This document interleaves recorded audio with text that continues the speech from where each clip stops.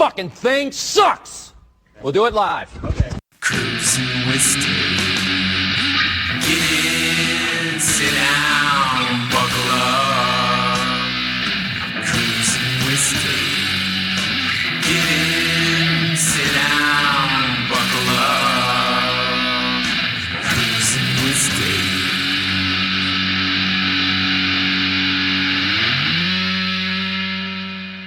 Welcome back to Cruising with Steak.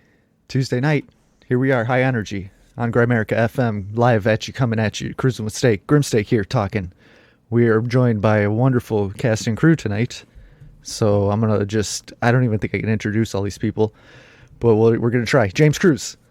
We got Don't James. believe the 5.6. And that's all. There he is. Then we got Jerry Cthulhu here. 5 billion. just going on. And then we got $8,737,540,000. We got King Jingle himself, Mr. Felix Ortega. But we don't know. I don't know why these kids are so into trends these days. I don't know what this means. And then we also got Mr. That Guy. Insert catchphrase here. And then we got Suzanne. Of course, my mic was muted. Hello. Perfect. And then we also have special guests tonight, Mike from OBDM. Hi. And we got Joe. And Joe. Hello. I'm here. There it is. Man, Hey. Over there. this is a full ass Zoom room, and I could just, if you guys tune out now, it's understandable. But thanks for listening. It's all happening. Zoom room. Bye. Here we are. It might collapse. Everybody. The whole room might collapse. It's very possible. It just Structural turns into a black integrity hole. We're stressed out and comfortable after we're done. God. We're going for the full 100 that you can fit in Zoom. Jesus. And then, but we'll still have silent spots like that, just because it's one of those things where we haven't quite timed it to where somebody should talk when there's not talking. But And we all talk together. Yeah, so it is. It's like one big happy family. There's the latency. You never know Yes. where you can insert a thought. Exactly. So that's why we just yell. Just yell the loudest. Uh-huh. So Mike and Joe, welcome from the wonderful podcast OBDM. It's brought me several hours of joy. Several hours. Thank you. I want to say thanks. I want to say thanks. Several hours. I've listened to tons of hours, but several hours have brought me joy. Maybe like a 16th. 16. A couple of minutes per episode. Yeah, it's nice to be here. We talk all the time, kind of like in Slack and Discord. We have our Discord is very, I want to say it's like a ghost town compared to Cruising Mistake, but we share kind of like similar audiences. Yeah. Mm-hmm. And so we're always like in each other's, environment. Same with Grimerica. So we're always kind of lingering around each other's shows. I wouldn't have it any other way. It's a beautiful community that we've built Yeah. around here. It's basically like, because none of our shows can pull enough listeners, so we just gotta combine. It's like a Captain Planet type thing when our powers combine. This is like a Marvel crossover comic. It is. Oh It's my exactly God, yeah. Steak Worlds. Steak Worlds. I like it. We can make this a Just thing. meat planets. Yeah. Every universe has a different like delicacy meat. All right. We get that. What's yours like? Go on. Rocky Mountain oysters, you know damn well. Rocky Mountain oysters. I think it'd be a Actually nice sell those. charcuterie. What is that charcuterie? Like some salamis. That's like a salumari. Or foie gras. Foie gras. The charcuterie tray is something I've learned in the recent months. Like all of a sudden my wife starts saying it. She's like serving my son. She's like, "Would you like your charcuterie tray?" I'm like, "What the fuck are you talking about?" Vegetables are in the crudité. It's like it's some you chop up French. the meats French. and you here's some fruit and it's I'm like a sampler coleslaw. platter. Like, Coleslaw. Maybe she was body snatch, James. It's mere bistro fare. charcuterie tray. I can't believe all these terms. I don't even know what that is. All right, that's what I said. I'm like, what is a charcuterie? It's like dried and cured meats, isn't it? Charcuterie. Yeah. Yeah, she's like, here's Charcuterie is ham. what happens when there's too much chartreuse happening. Oh, As opposed to a crudité, which is just like cut up vegetables, this is cut up meat. That's not a coup d'etat. I know that. No, coup d'etat could be cut up vegetables as well, depending on how stupid the government is. Coup doesn't mean cut. In French, the word for cut in French is couteau, I think. I did a coup de grace last night in our D&D game. Chop your head off? You chop your own head off? Fucking chopped a blood psycho's head off. It's a thing. Better believe it. Don't pick on Nomad. Yeah, I'm trying. He's fucking our worlds up. Anyway. Man, so there's some stuff going on in the world, guys. There's things happening.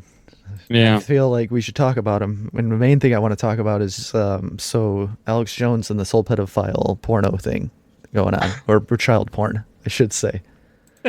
Alex Jones porno. Sweet. Yeah, it seems I'm sending out child porn. Exactly. And, Eddie Bravo's going to choke me out. It seems like, I mean, that's a big tactic by the FBI, isn't it? The child porn thing. Who was the ufologist that got planted with child porn, but he probably was really looking at it? He had that Netflix documentary not too long ago. Stan Romanek. Yeah. That was a good that little video, man. I enjoyed watching it. Then I was like, oh, he's a pedo? I think all the intel agencies have been rumored to do that, to plant that. So the down low with this, I've been listening to Alex Jones these past few days, watching him and just listening to get a little bit more frustrated and angrier. And so what happened over the past few years, he was sent emails that he never opened. And typically the subject line would be something, say, you're going to pay for the Sandy Hook families, something kind of like that. This is information about the Sandy Hook family. They never opened any of them. They were probably archived at a certain point. And when they got into the Sandy Hook lawsuit, the plaintiffs were demanding access to everything that they had on their servers related to Sandy Hook or not. And they wanted it ASAP. So they didn't have time to go through every email and check to see if it was related to the case. They just kind of dumped them on them. And so when they dumped a lot, they dumped a lot of emails on them. Too many emails. I hope you dump a lot. And more than Clinton's. I honestly don't know. But when the lawyers received them, they got them. They notified the FBI. The FBI then examined the emails, notified Jones that he was the victim here. And initially, the reports came out that their headlines were Jones was the victim of this. But at least today, from what I read, all the headlines is that Alex Jones sent child porn, not that he received it or that he was set up. And so this is one big, long clusterfuck. Who sent it to him? And obviously, if he sent somebody child porn, he would be in custody right now. Yes. Mm-hmm. That's all. We don't know. That's what you can look at. If he's not in custody, he's probably innocent. But the headlines are just as damning. That can be used against him, against his advertisers on his current FM and AM stations. He has like well over 100 that he still broadcasts to. That can be used against him. He's got to get his lawyers ready at some point to battle these headlines. But the problem is that at the bottom of each of the articles, they state, yeah, Alex Jones did in fact send the emails as part of a litigation that he didn't actually open it. So they kind of they guard themselves from litigation. Yeah, but it's like they're gaslighting, like what they want the story to be like. Yeah, look at the New York Times article a couple weeks ago or last week with the making of a radical, how they pinned all these not right wing, but conservative and non-left wing outlets on YouTube as radical, but by the end of the article, the kid was actually radicalized to the left, not the right. He was driven away from the conservative and alt-right stuff. You're not a nice person. And I got to say, with that kid, he seems like an actor. I finally saw a clip of him on, I think it was CNN. Jimmy Dore. I saw him on Jimmy Dore. Wait, what? The kid was on Jimmy Dore? Yeah. Yeah. Oh no, I didn't see him on there. That's interesting. But when he was on a news program, like a mainstream news program, and he looked like he was tailored for it. And it's like, how does the New York Times find this guy? Like, does this guy like write into the New York Times? Like, why is this even a story? It's really kind of weird, especially after it was the Vox thing and all that other stuff happening at the same time. Very peculiar. It's a coordinated effort. It is no doubt. Obviously it's a coordinated effort between all these media companies to do this. There's so many different operations going on in like coordinated efforts. It's tough to wrap your head around. There's the mainstream media versus YouTube. There's a whole legal system against Alex Jones right now. The Iran stuff. Yeah, you got the Iran stuff was an operation, and then you have the Tom DeLonge and Navy UFO operation going on. It's and there's an overarching umbrella over all those, and that's money. And it only makes common sense. Oh, I thought you were going to talk about the celebrity nude leaks. Celebrity nude leaks? Yeah, wasn't there like one of the? There was a new one. Names. Drop the URL, Joe. Come on. I tried to find them. I was at work and I'm like Googling around, couldn't find it. I think they might have a blocker. Man. Well, it all goes back to money, but it also is each one of them is probably a lie too. I mean, there's probably some truth. There's some of it, but they're mostly just lies. It's how they position it. And Joe's right. Like the moral of this story from the New York Times is that the kid got radicalized by the left. Like he watched a few videos. And then he's like, you know what? I'm more left leaning. I don't even know if he is. It seemed like he just seemed like a kid in his 20s who's exploring different ideologies. Mm-hmm. Why was it called the left and not the radical left? They call it the radical right. So it's the positioning, it's the marketing behind it. There's a narrative, and it is only meant to divide people even more and more. And they linked to that one article that was done where it showed like this network. Remember the YouTube network, and it was like. Dave Rubin is like Richard Spencer, and they're all the same. Basically, puts them all in a cluster together. What was it called? The AI, whatever, Alternative Influence Network. Is the Web of Hate? The Web of Hate. The intellectual dark web is also referred to that. Yeah, but the one that was a bunch of bullshit. They called it the Alternative Influence Network, and they call it that to make it sound like it's official, and all these smart people did it, and it's just. It's a bunch of left wingers going, I don't like what these people say because I don't agree with it. And look, Richard Spencer, I don't agree with, and I don't agree with Dave Rubin either. So put them all together. And take them off the air. Yeah. Well, that's the moral of the story. And then they're just trying to figure out a way to take everyone off of YouTube.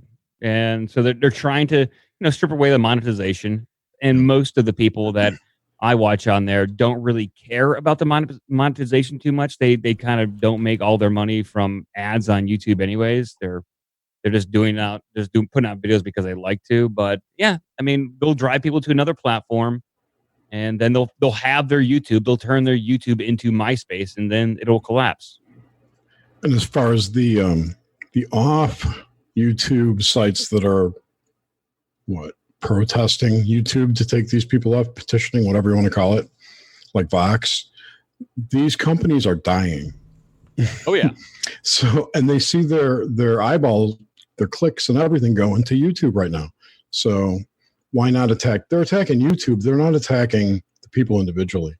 The people individually are just scapegoats for their bigger war on YouTube. Yeah, it's the collateral damage as they go for their advertising money. But nobody wants to see that money. And what I found funny about Vox was that they were dumping all their full-timers and hiring contractors in their place so that they didn't have to pay the insurance. They didn't have to pay them as much.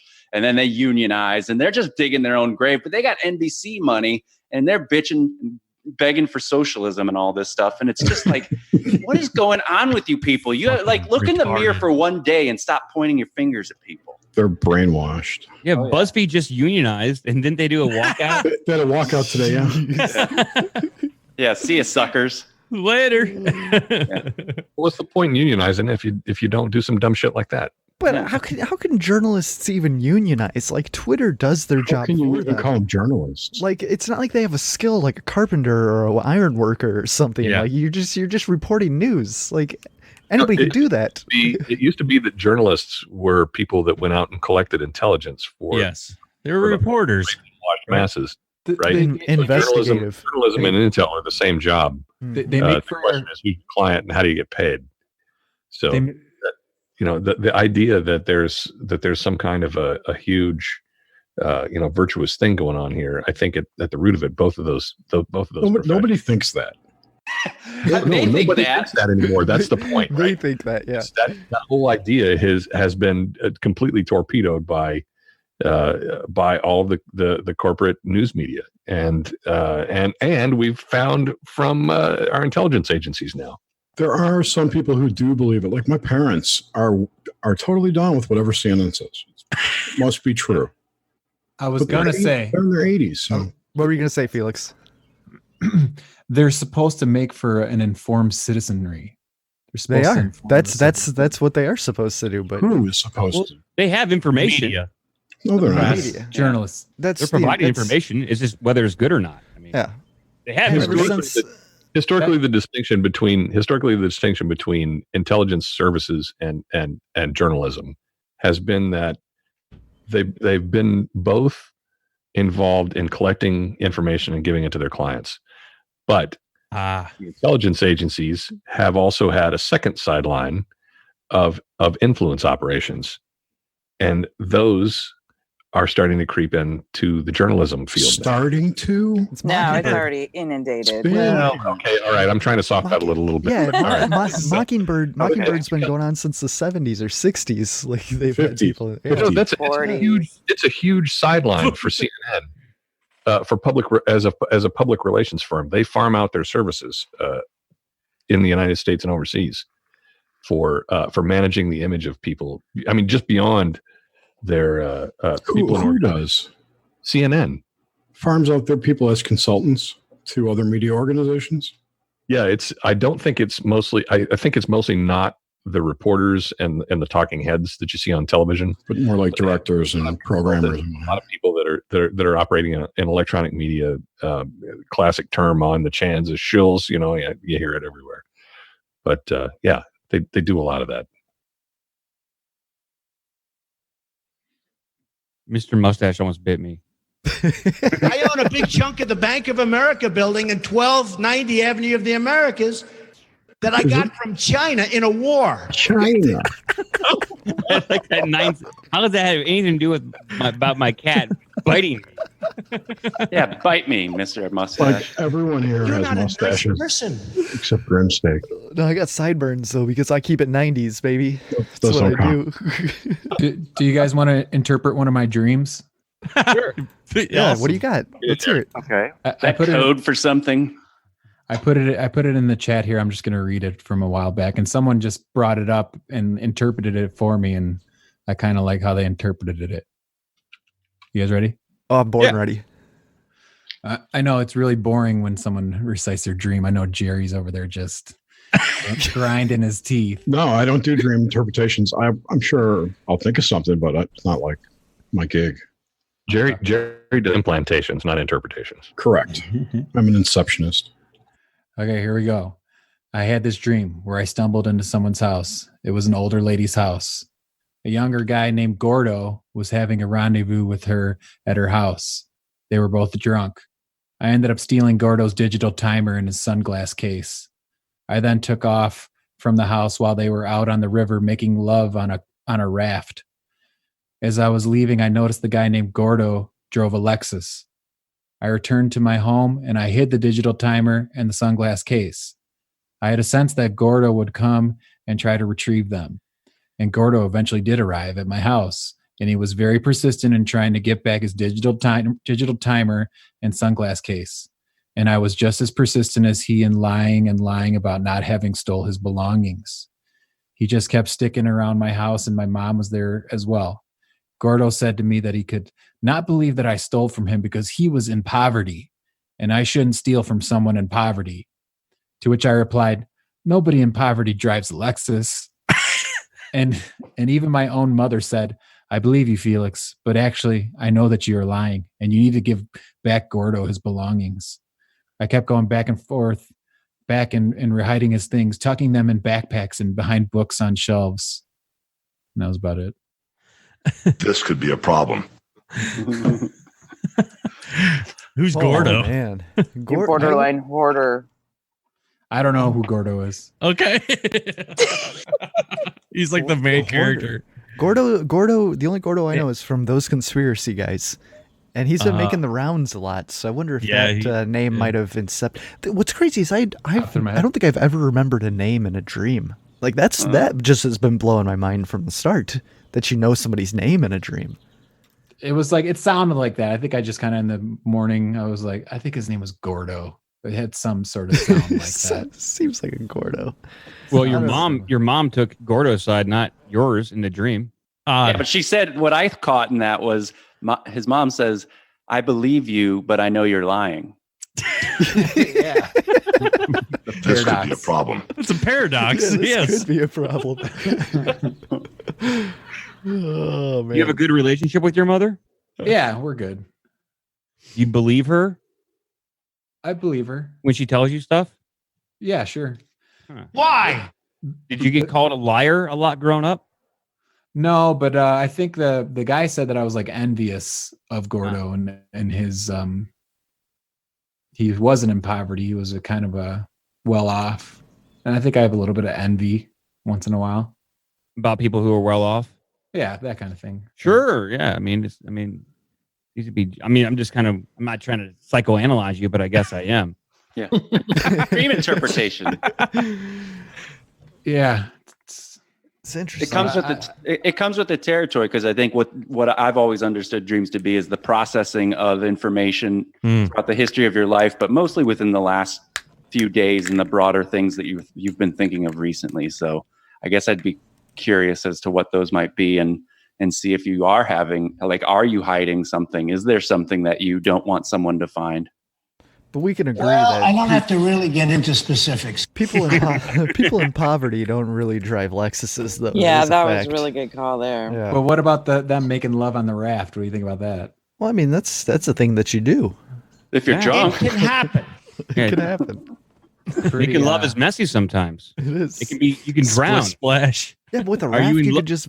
Are you wash in it. love with anybody right now, secretly? My wife. But not secretly. You're secretly in love.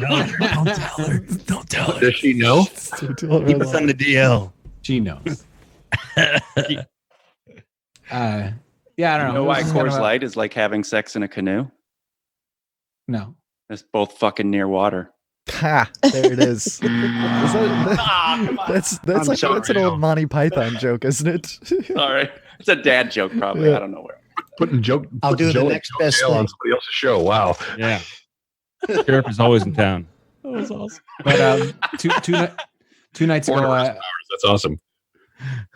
2 nights ago, I was pulling my teeth out and they were crumbling.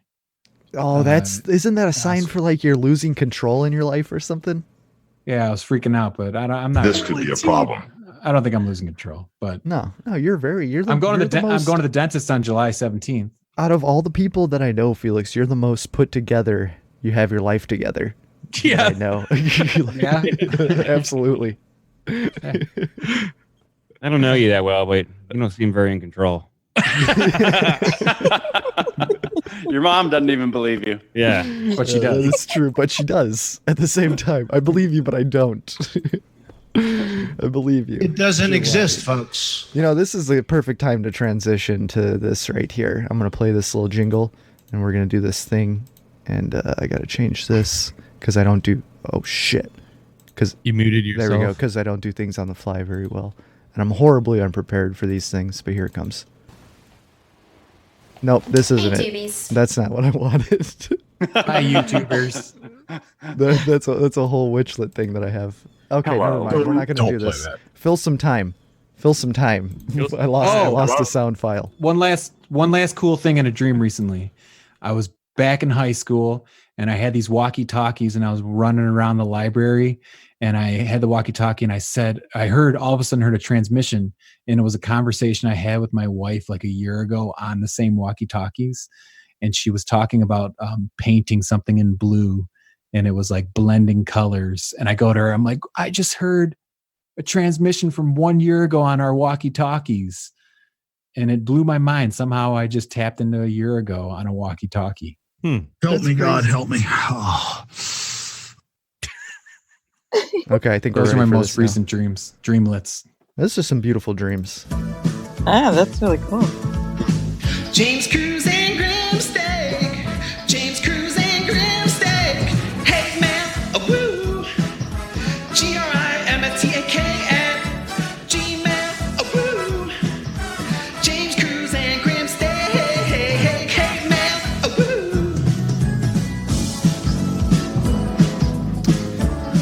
received an email the other day from a... Oh shit, where'd that go? Fuck. From a Mrs. Ortega, who wanted to wish her lovely husband Felix a happy 5-year anniversary and a happy Father's Day. Wow. So there's that shout out right there. Hell yeah. You're muted right now, Felix. Are you serious? Yeah. Your wife sent me an email and said, let's shout this out. So happy 5-year anniversary, Felix. Happy Father's Day. Hey. Awesome. Great husband, great father. Congratulations. Yeah, well, how about that? How about that? Shout out. Yeah, you can Shout out to Felix Ortega from Mrs. Ortega. From Mrs. Ortega. Yeah, that gives me the feels. I thought that was very sweet. Yes. Very sweet. Mm-hmm. That's not hate mail. No, that's not. That's what I'm saying too. You guys but don't it have is to fake send. news. You don't have to send actual hate mail. You could send ironic love letters or something. I'm gonna take it all as hate mail anyway. Just send us stuff. You send us whatever you want. Just send your mail. It's just we have a hate mail jingle. That's how it works. Mm-hmm. Do we actually get any hate mail? Oh God, no! People don't email us. What the fuck, man? I sent 2 this afternoon. What did you? Or this morning? No, Did you you send them to didn't. Did you send them to the Cruising with Steak email? Because that Fuck no! I sent it to you. That's the only. Then I don't see them. I Jared. would have. I would have sent it. Wait, speaking of getting Look at married, your spam. is there anybody in here that got married recently? No. I think there might be. Yeah, I got married. I think there might I got be. married. Yeah, I got married last weekend.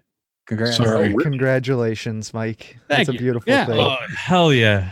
Congratulations. Thank you. That's Yeah. Great. You're the most amazing guy. Oh, thank you, Trump. Yeah, man, seriously, congrats, dude. That's awesome. Yeah, it was a great time up in Sedona, Arizona. It was a fantastic weekend. Yeah, Beautiful there. Did you Absolutely. see any UFOs? We saw some anomalies in the sky. You know, it's tough to determine whether it's a genuine alien vehicle or just some weird. There's no such thing as alien vehicles. Well, Space is fake. we saw stuff that it did appear like it was leaving the atmosphere. It did look like it was in the upper atmosphere, and it was traversing the horizon, and it would just dip out. It would get fainter and fainter as if it was leaving the atmosphere, or the light from the sun's sun's rays were just kind of not hitting at the right angle. But we saw some pretty cool stuff that blinked back. It was definitely worth the 2 hours that we spent out there. Very cool. How did you see these things? Night vision goggles. Woo! 3rd generation. Were you guys naked? No. Did you see a lot of stuff with the goggles? What do you define a lot? I probably saw more activity than from what I've heard with people with the 3rd gen glasses. When they look, there's activity, almost constant activity. We saw like as soon as you looked up at the sky, I started spotting stuff that was moving. Yeah. Now there's stuff that was moving that I think was obviously satellites. Then there was stuff that when you shined your super powerful green laser at it, like and do a couple flicks, it blinked back. Were you doing the C-SETI protocols? I don't even know what that means. What Okay, never mind. There's a set of Stephen protocols. Greer, C-SETI, which uses night vision goggles and a green laser. No, I think this woman who did the tour probably saw what Stephen Greer was doing and then decided to do it herself. That attracts the demons closer to you. Well, I was aware of that. I was like, there was no like guided meditation beforehand. It was simply just going out and sky watching. There was no like, hey, let's all think of one thing and try to bring it in. There was none of that. It was just, let's go out and do some sky watching. This is what military airplanes probably look like. This is what satellites probably look like. If you see an airplane, it looks like this. Everything else is probably up for debate. And we saw a lot of things up for debate. Also saw a lot of shooting stars, which was amazing. And we just, the sky just kind of opened up with those night vision goggles. It was incredible. Yeah, they're very cool. Very cool. I've seen some of the daytime shots, and it makes me think that there's some kind of organism living up in one of the layers of the atmosphere that you can only see with infrared. I agree. It probably is. I told Joe that the sky jellyfish kind of theory, like exactly. The blob. Ooh. Dergopals. Sky jellyfish. Yeah, there's tons of videos of like giant kidney beans that release strings Would of it be little like lights and like stuff. say like right now you close your eyes and you stare at like a lamp or something and you just see those floaties and shit, like No. all those different kinds of different shapes and sizes? What are you talking about? He's talking What about everybody sees and with their in your eyes. vitreous humor in your eyeball. My There are eyes are going crazy. my eyes are going crazy. Sal, calm down. Shooting potatoes in my ass. As you're born, some of the veins and shit break away into the vitreous humor in your eyes, and that's what you see moving around. There is They don't have my talent, my money, or especially my good looks. Mm-hmm. That's true. There's pretty compelling footage from like a Russian MiG from the 90s of this MiG trailing what it can be like a sky jellyfish. It's huge though. It's probably the size of a plane. It was traveling Mach's excess of Mach, and they're trailing it. And there's color video of it, and there it is. It looks like a. It's hard to even describe. It just looks like a cylindrical object in the sky, but it's tough to determine if that's just a vehicle or a sky jellyfish. I'm going to go with skyfish. That sounds a lot like what Jose Escamilla used to talk about with the Roswell rods thing. Yeah. The rod. Yeah. Yeah. His supposition was that they weren't alien vehicles or anything like that. It was some kind of cryptid.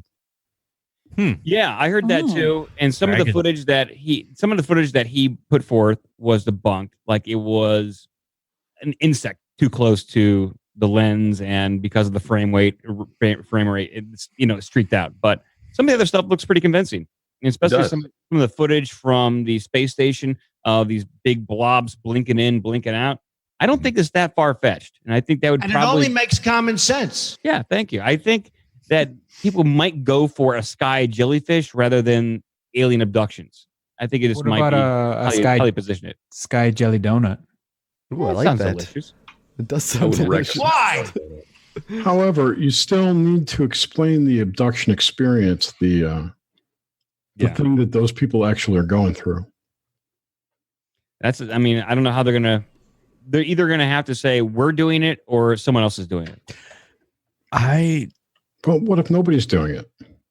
Then what if it's some kind of extra dimensional or interdimensional thing? Well, there's still we talk about that a lot. Yeah, we talk about that on the show a lot, where it's like all these cryptid stories tend to run together, and so the 411s and all this, like all the speculation, it doesn't have to be aliens; it could be this interdimensional deal. Right. Go ahead. It's still some intelligence behind it. I've looked a lot at the abduction phenomenon, and I hear so many different versions of it. Like, oh, it's a military operation. It's alien. It's interdimensional. I don't know what to believe.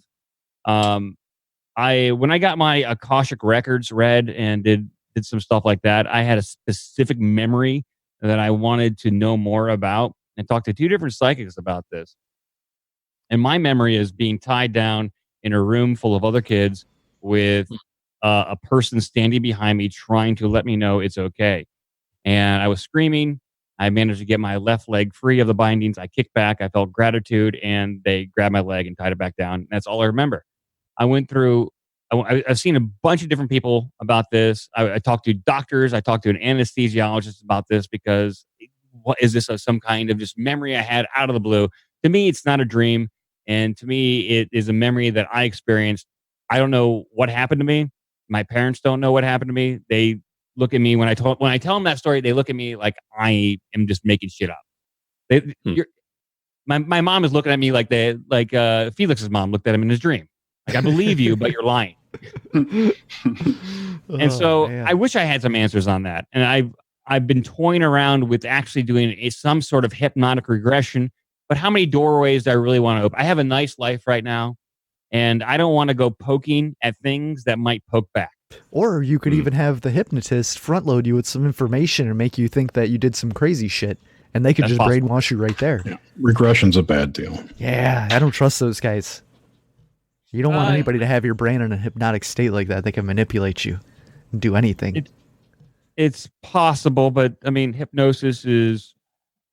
if you haven't done it, if you haven't experienced it, it's not that malicious. Now it depends on how much hypnosis you're going to. If you're going every day, if you're just brainwashing yourself at that point. I know there's a lot of weird things that go on with hypnotic regression, every day, alien abductions, but I think it is a useful tool to use. Yeah. Did I ever tell? Oh, go ahead, dude. Oh, did I ever tell you guys on the show about how my brother read in a book how to hypnotize chickens, and then he did hypnotize a chicken? No. Oh yeah, isn't it? How about you retell that story? Did he get it to bark like a dog? No, he just like it freezes in place. Did he do it to impress a girl? That's the only reason you hypnotize a chicken. Fuck yeah, and then you get laid. So. Exactly. He did it to create a nice little family memory for me and my family. Mm-hmm. And I bet he got laid too. You take the chicken, you lay it on its belly, and you stretch its legs backwards, and then I think you lay it on its belly, and then on the dirt you draw a line in front of its face and on the dirt, and then you tap its head like once or twice, and then it'll just freeze there until you budge it. Oh man! I'll do the next best thing. That's the best way. That is the best thing. What is? Oh, wait, I want to know what the next best thing is because that sounded pretty good. Well, I don't have to really get into specifics. But you just said you have to next best thing. You're not a very good salesman. Not getting into the next best thing. I own a big chunk of the Bank of America building in 1290 Avenue of the Americas that I got from China in a war. What? I love China. He got from China in a war. China. He's gonna win. Can you He is totally gonna win. Happened? He's probably gonna just because everybody's losing their shit still, peeing their pants. What do you do with a hypnotized chicken? Yeah, what about the chicken? When you cut their heads off. What can't you do with a You know how hypnotized easy chicken? it would be? It'd be easier to cut their heads off when you have to. Yeah, get ready they to just walk slaughter them. themselves into the oven. Yeah. There you go. Or into the deep fryer. I got hypnotized to quit smoking. Like fuck, man. It was weird. It was weird. At the time, I had just gotten a DUI. This was back in like 2003. Back in my heyday there. Shame. Oh yeah, man, for sure. Well, yeah, this is a cash grab. Everyone's got a story, right? But anyway, so I was licenseless, but me and one of my friends I lived with at the time were like, let's go quit smoking.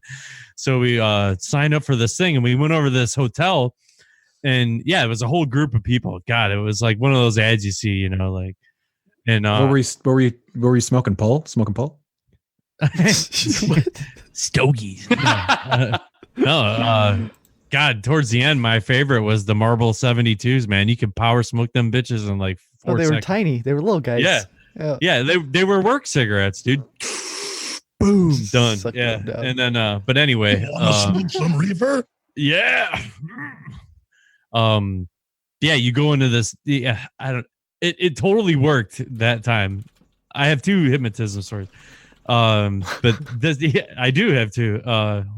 Anyway, so you go into it. I went into it blind, just like I'll give it a shot, and you really have to do like what they tell you, and if you listen along, it might just work for you. And it did work for like a few months or something. And something crazy happened in my life, and I was like, "Fuck this."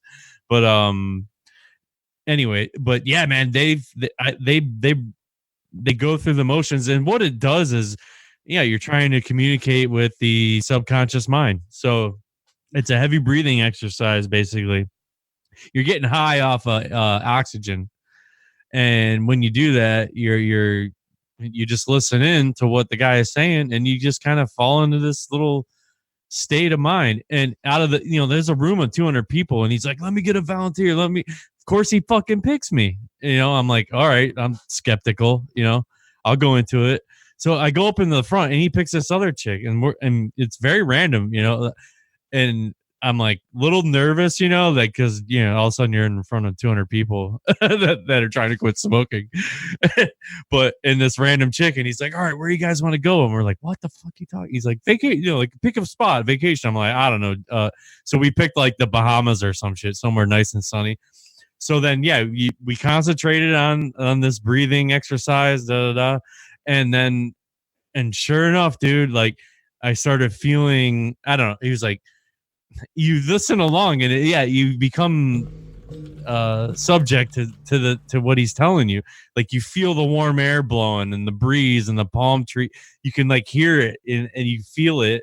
And then all of a sudden he comes along and he takes this like Dixie cup full, like with ammonia in it.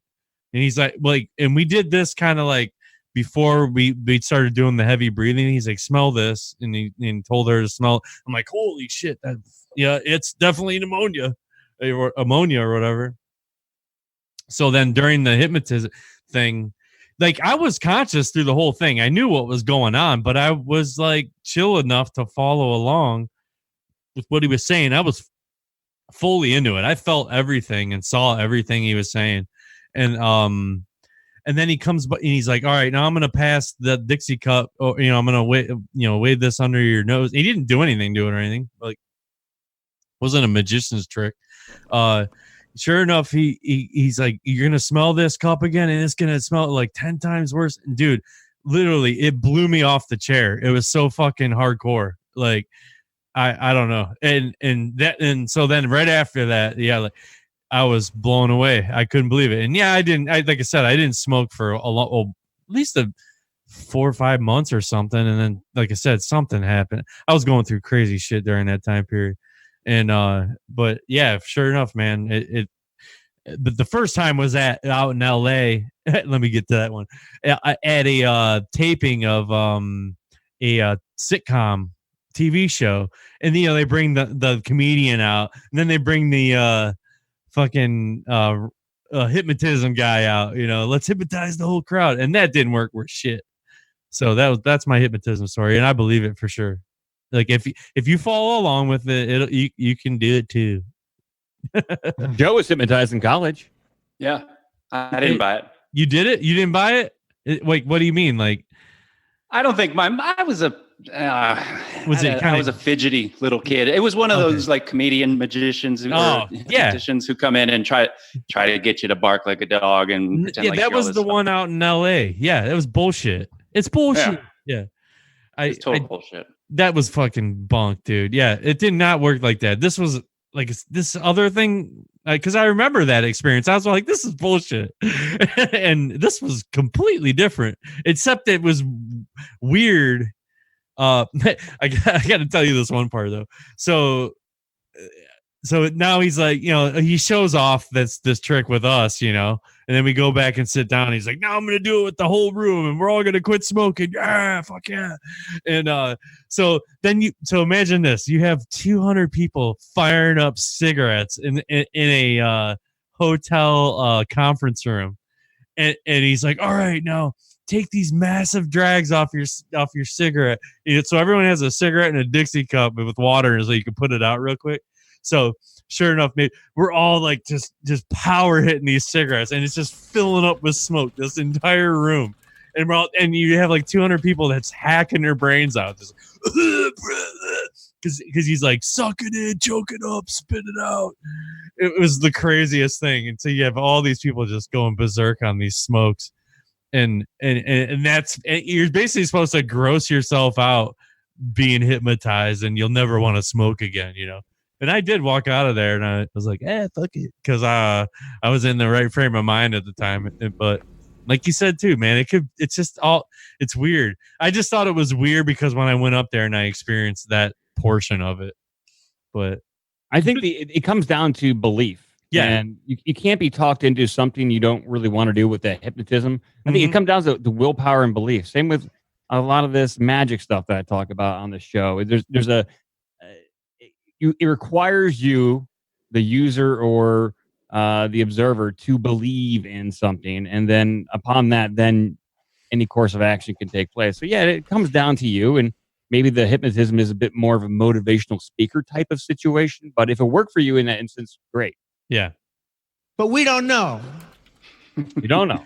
Yeah, so your reality is based on what your perception of the world is. So if that can be shaped by a hypnotist or by your own internal practices, say magic, then you can perceive the world differently, and then thus your reality changes. I wasn't. I mean, I was into this stuff. Like I had been into it, into like diving down rabbit holes, and then I was out of it for like a 10-year period. You know, like I just didn't give a fuck about it all.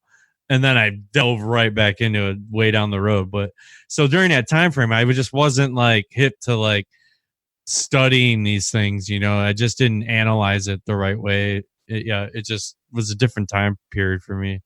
It was all about just fucking jamming out and shit, and it just did my normal life back then. Yeah. So, long story short, do you smoke now? Fuck no, no way. No, Okay. I vape. Vaporize? Yeah, I vape. Yeah. Me too. Yeah. Need I that haven't nicotine. smoked a cigarette. I'm still a slave to nicotine. This was like this. I haven't smoked in 5 years. I should say I've smoked like one cigarette, maybe two at the most. What about cloves? You smoke cloves? I've smoked clove. Does he look like a hippie? Or those are disgusting. Yeah. Yes. I quit smoking because Darren Grimes said, I'm going to cancel Grimerica if you don't quit smoking, which I knew he wouldn't actually cancel it, but it was like one of those motivational things where I was like, I could do this. And then I quit on July 1st, like 2 years ago. Good for you. I quit October of 2014. Yeah, it's nice, man. It's huge, dude. It's a big Don't get me wrong, change in your though. life. I crave cigarettes all the time. Like You smell 'em. there's days when I'm just like, I want a cigarette so They fucking smell okay, but they taste fucking horrible. Someone in front of me at the coffee shop today in the drive-thru was smoking, and it was the first time I've smelled a cigarette in probably a year. Oh man, it was so horrible. Yeah, Like, it's oh my bad. God. Yeah, you might get a whiff once in a while, and I it's just okay. I just came up with a really crazy idea. It might not make any sense, but this could be for smokers. You imagine, like Pokemon Go, the augmented reality. Uh-huh. Maybe you have a augmented reality for smokers where they don't actually have a cigarette in their hand and they're holding their phone, and there's like a this. video of their hand, and it shows a cigarette in their hand. I don't think this is With, going to work. Weird. Was it like Smoky Man Go? Smoky Man Go. I like that. Exactly. Patent pending. Go. You just run around and you go find the Camel cigarette, and you go find the Marlboro, you go find the cool. Then you're just a homeless person. Augmented reality, I'm a homeless person. I had a buddy that would he'd go around and like when we were riding bikes in the streets, we were like 15 years old, he'd pick up all the cigarette butts that he could find, and then he'd like sit there and just empty them all out and then roll them up in rolling papers. So like he'd make his own cigarettes, and fortunately, like that's disgusting and terrible. Like, why are you Generation doing this to cigarette. yourself? Like you're a 15-year-old kid doing this shit. Good times. Yeah, that would happen. I used to do that in That's college. Midwest. That's living in the Midwest. Total. Oh my God, Midwest life. It's the best life. It really is. That's with quitting smoking and dreams. I don't know if the quitters around here have quit. Several times I've dreamt of smoking cigarettes. Like I should smoke right now. Oh yeah, I do all the time. I haven't smoked in years. Yeah, it's crazy. Although my pill addiction trumped the cigarettes, so I have more dreams about like finding pills or like finding weird things all the time, or thinking like I forgot them places. But you still smoke more crack. Yeah. Well, yeah. Than Well, cigarettes. Well, crack's fine. Give though. that up. Yeah. Have they ever made like like novelty cigarettes that look like like silly straws? Is there ever like any of those? Yeah, things? they sell them to Those kids. candy ones. Those Candy cigarettes were great. No, ones that like Blood. ones that have like a little like bend in them. They're not just like. I like it. I've Yeah, never seen like that. they're curly. Yeah. We should make this. It's like the longest cigarette ever. Swirly cigarettes. They're called swirly cigarettes. But they would be very hard to package. They'd find a way. Carbon fiber or something. Yeah, put them in Pringles cans. Yeah, there you go. That'll sell. You know those things that like that people put their fishing poles in when they're not using them. Something like that. Like a cigarette would look like that. Yeah. It doesn't exist, folks. Not yet. Get that on a Shark Tank. I also have another idea for people that like to solo Just I'm throwing this out there. If you make millions on it, if you like to like solo kayak and you try to put the kayak up on top of your car and it's hard for you, I was thinking of like some sort of mechanism that that kind of rolls out like a curly cute, like a it's kind of curly. Yeah, like the trash trucks where they pick up the trash cans. Sort of that, but it's all like flexible, and then it just like rolls out, and then you just put it on top, and then it like will slowly like roll it up like and put it on top of your car. Like kind of spring. Yeah, some sort of like actuated. Strong. I mean, how much does a kayak weigh? Fucking 100 pounds. Depends on the material. Yeah. I kayak like a ton. Some sort of like. Can you go kayaking in San Antonio on the Riverwalk? I'm not in San Antonio. I know, but like I figured you might know. But you're in Texas. You should know everything about Texas, Joe. I've been to San Antonio. I don't remember kayaks in the. Can you go canoeing in Colorado? Can you do that? Can you go parachuting in America? Yeah, in Delaware. Yeah, that was a dumb question. Whoever lives in San Antonio, let me know if you can kayak in there. Yeah, right in. I like that question. Some hate mail. Fuck you, we can't kayak. I've been protesting that forever. Yeah. And please send hate mail. They're not getting enough. Mike, we got plenty of hate mail throughout the years. I think hate mail is some of the best stuff. It gives. I tell you what, hate mail has taught me a lot about like what to do and not to do. Yeah, I would appreciate it. Yeah. Did you find that other? Yeah. I've got 4 hate mails in the queue right now. Is it actual hate mail or is it more hate mail from Kitty Butthurt?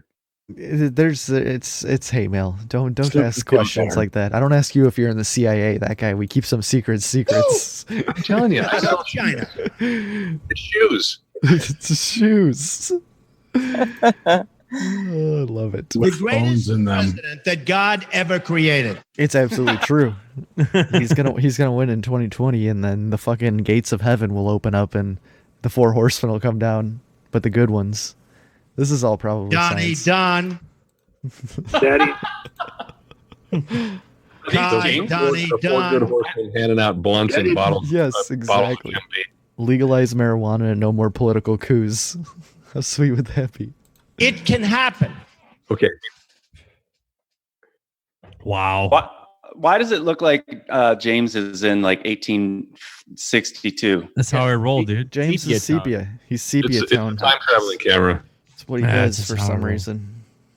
It's just better lighting for my room. I don't know. It's always had it that way. Is it a plug-in or something for Zoom? Actually, it is. It's an old Sony Handycam type thing that I run my camera off of. Oh, wow. That's cool. And it's just a setting in it. You can go black and white or sepia. Dude, I remember. What kind of camera is it? Just actually, an old it's SD card? Yeah, it has SD card, and it actually has a mini disc burner on it. Wow. Oh, my God. Yeah. Cool. It's. I have to go look and see what version it is, but it's from like 2003, I would say. Oh no, 2006. Yeah, I got it. My parents got it for me and my wife when we got married in Vegas. So it would have been crazy. 2006. Yeah. I've got a high 8 down here, and I've got a mini DV down here. I'm not even shitting you. I've got all these old videos. Dude, I had to buy a special plug-in so it would go to USB, and I can plug it right into the computer. Otherwise, I don't have a webcam, so I got a pseudo high def camera. Awesome. Other than that, yeah, that's how I roll. It gives me problems with Skype sometimes for some reason, but I don't know. Anyway, yeah. Just like I promised, right? Yep. Do it. Do it. Let's see. It's halfway through. Are we almost at the halfway point? Yeah, I think Felix is gone though. He went AFK. Yeah. Well, what we do on this show, dude, halftime is music time. So Felix does a little live music. He does a little performance, and it's kind of what we do. But he seems to not be. People think I'm controversial. He's probably right now. I guarantee he's probably hugging. He's hugging and kissing his wife for that beautiful email shout out. Exactly. That's what he should be doing right now. Oh my god. Oh yeah, he's got the camera Is that a there. Sony camcorder from like 1993, Joe? It's a high 8. It's a high 8 camera. Wow. I got one of those too. Joe and I used that very camera in college. Yeah. Mini DV, we probably use this. What? And Booty Rooter's asking, does Joe have the proper high 8 to VHS adapter? Yes, I have all the adapters because I was going to capture a bunch of the old stuff we did in school and all my family's old stuff. I did capture a bunch at one point. I even have a freaking VCR here. Dude, I don't have one anymore. Who had you? So you have a VCR? I have one. Yeah, I still got a VCR too. Of course, Felix has a tube TV with VHS built in it. Watching close. Oh, nice. Oh, you got the mini Sony one. Yeah. That's got to be SD card, right? Yeah, that's sleek. Yeah, that's Somewhere I've still got the classic 8-track. Does anyone here have like? This is a Handycam with a hard drive. Yeah. Wow. All right, yeah, HDD. Yeah, he's got a hard drive right in there. What year is that from? About Sexy. I have no idea. I bought it off of Craigslist for $50. That was from the late 1900s. It's got infrared. Nice. Or night vision. Nice. Night vision. Night Does vision. it see through clothing? No, but There was that version back in the early 2000s that they warned people it could see through layers of clothing. So you had people going around taking. Oh, I remember that. I remember that. that's the technology they have in the scanners at TSA now. Yeah. Oh yeah, Alex Jones was losing his shit because he didn't want anybody to see his dick. Pretty sure that's what was going on. His nipples he's cool with. He's got nipples the size of dinner plates. He's dinner plate. There was this kid in high school. I'm gonna go down a drunken story right now. There's a kid in high school that my buddy called Din Din for like the entire route of our high school, just because he had dinner-sized fucking nipple plates. He was Din Din forever. God. Oh, Just, wow. and then I think back just the poor torment and things that have just happened to children throughout the Can ages. you get like nipple plastic surgery to get them to reduce? You can like get anything. Just reduce the diameter of my nipples. Why? People are becoming like aliens right Nipples now. are awesome. They have to freeze them solid. And they turn them down on a lathe. Yeah, there's a fetish for And they everything. put them back on. There's nothing hotter than a chick with really huge nipples. That's I'm crazy. not talking like fat areolas. I'm talking about big nipples, like ones you can chew on. Jerry. Yeah, okay, maybe. All right, I don't know. I like tits. Big nipple girls. It's whatever. I'm not going to argue about Listen to tits Mrs. here. That guy is here. I'm just saying. See, This is more that than a guy? mouthful is a waste. She is here. Where is she? Tell her we Hi, said this hi. is that guy. Hello, Oh my Mrs. God. That guy. We should sing a barbershop quartet song for her. Bum bum bum bum bum Oh, bum yeah. bum bum. Hello. You got me. Hello. Full blown AIDS. This is ridiculous. Hello. Hello. Oh, this Thank show's you. gonna get canceled. So where We can't be canceled. It's true. It It's the can't be. magic of podcasts. It's true. Well, until they stop paying It's for the true. live feed. That's true. But even then, we'll probably still get together on Tuesdays. yeah, I mean, it's Hey, still, Mike, still have happen. you looked into like, or even Jerry, like you guys look into like DTube or any of these other like Yes. secondary- D-Live. Yeah. BitChute, yeah. Yep.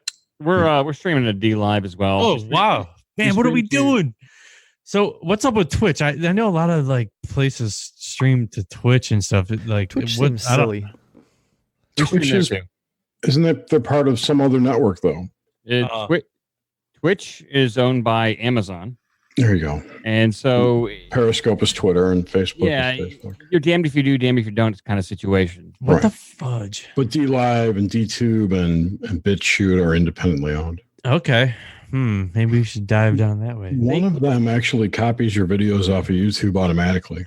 That's BitChute. We have That's a BitChute. so once you set up with BitChute, they'll go through your YouTube feed and they'll just port everything over. So it's nice. The problem is like YouTube has all the audience. It's got everything. It's got an algorithm. It's easier. It's a really nice application. The D Live doesn't have a very good mobile app. It's not bad. It looks great. It's just tough to navigate and find what you were looking for. And I don't know if D Live archives live stream videos. I don't know if that's a feature that you have to get to. So I don't know about that. But there are some competitors.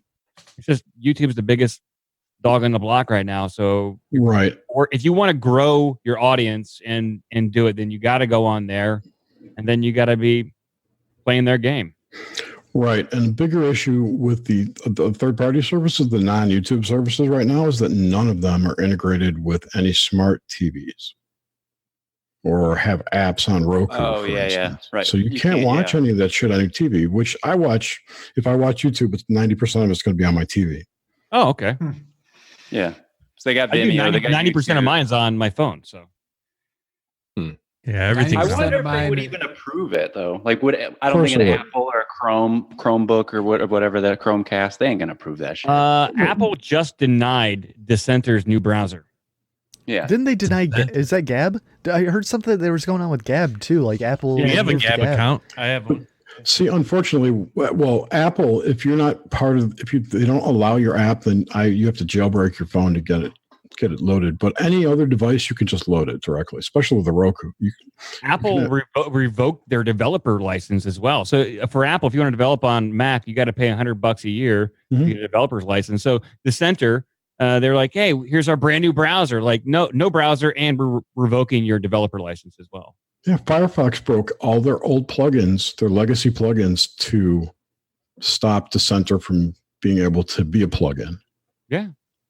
That was a couple months ago. Yeah, this is a weird, wacky world. No, it's a bunch of corporations who don't want to look bad, and they don't want to hear protesting from people outside of the headquarters. Oh, you're anti whatever. They just rather not deal with it. You're not a nice person. The virtue signaling is Get strong. fired. Yeah, totally. It's very strong. Whew. Ready for a jam? Heck yeah, Felix. Let's do this. Jam it. Do it. Music time. Jam down. All right, mute down. Here we go. I love my life. I have a wonderful family. Give me a thumbs up for guitar. And I made a lot of money in Atlantic City, and I'm very proud of it. Wow, that's unbelievable. I built a net worth of more than $10 billion. I have a great, great company. I employ thousands of people. Okay, whatever you think, brother, you're the boss. This song is called Hyperdrive. Don't believe the 5.6. Okay, sorry. This song's called Hyperdrive. Ooh. And it's on I played it on a little reed organ, little tiny reed organ, and recorded it kind of on a whim. But I'm going to play it on guitar here. It's called Hyperdrive. I'll listen. Sort of unreleased, but people probably heard it before. Here goes. Hope you like it out there. This one goes out to Jacob and Washer. Miss you guys.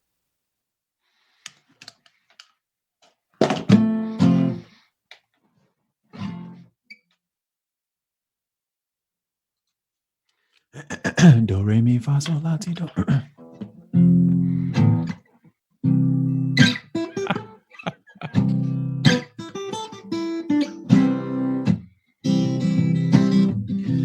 I'm walking gingerly through the rat race.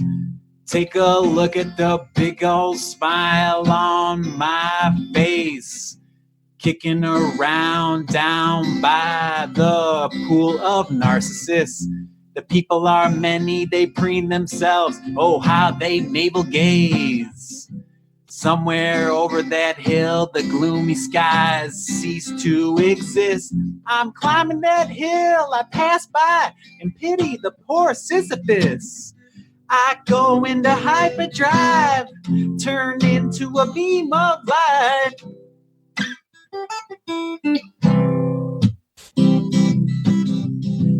I'm strolling down aesthetic electric avenue. The people are predictable. They say good morning, how do you do? When out of nowhere, a randomly pure angel in the crosswalk bumps into me. And in doing so, knocks all the evil and all the wind out of me. And it's black as tar, ugly as ever, and of no apology. This angelic mama sings heavenly of the truest theology. Together we're a seraphim dream. forever young with no chronology. 1,000 years from now, we'll be written into ancient mythology. We're going to hyperdrive, turn into a beam of light.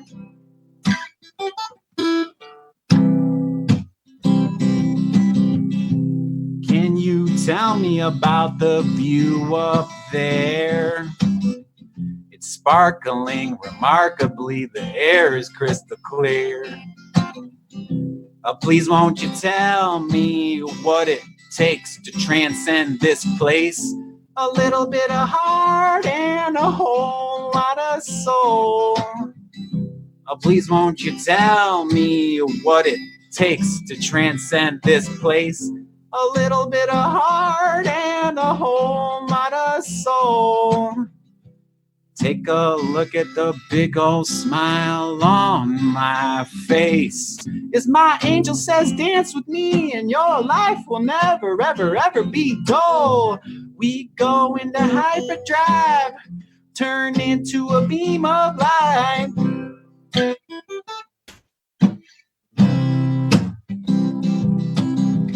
We go into hyperdrive, turn into a beam of light.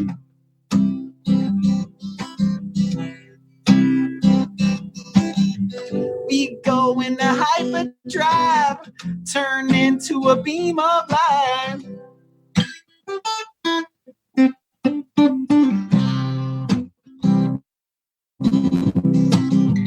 We go into hyperdrive, turn into a beam of light.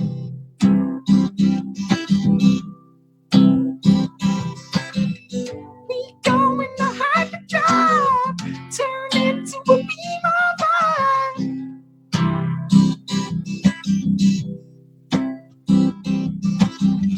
We go into hyperdrive, turn into a beam of light.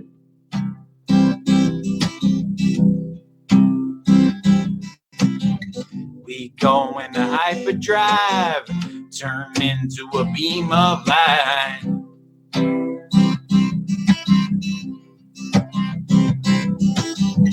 We go into hyperdrive, turn into a beam of light.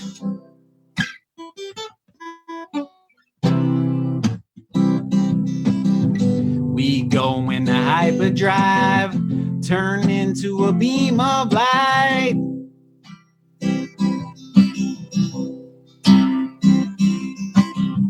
I go into hyperdrive, turn into a beam of light.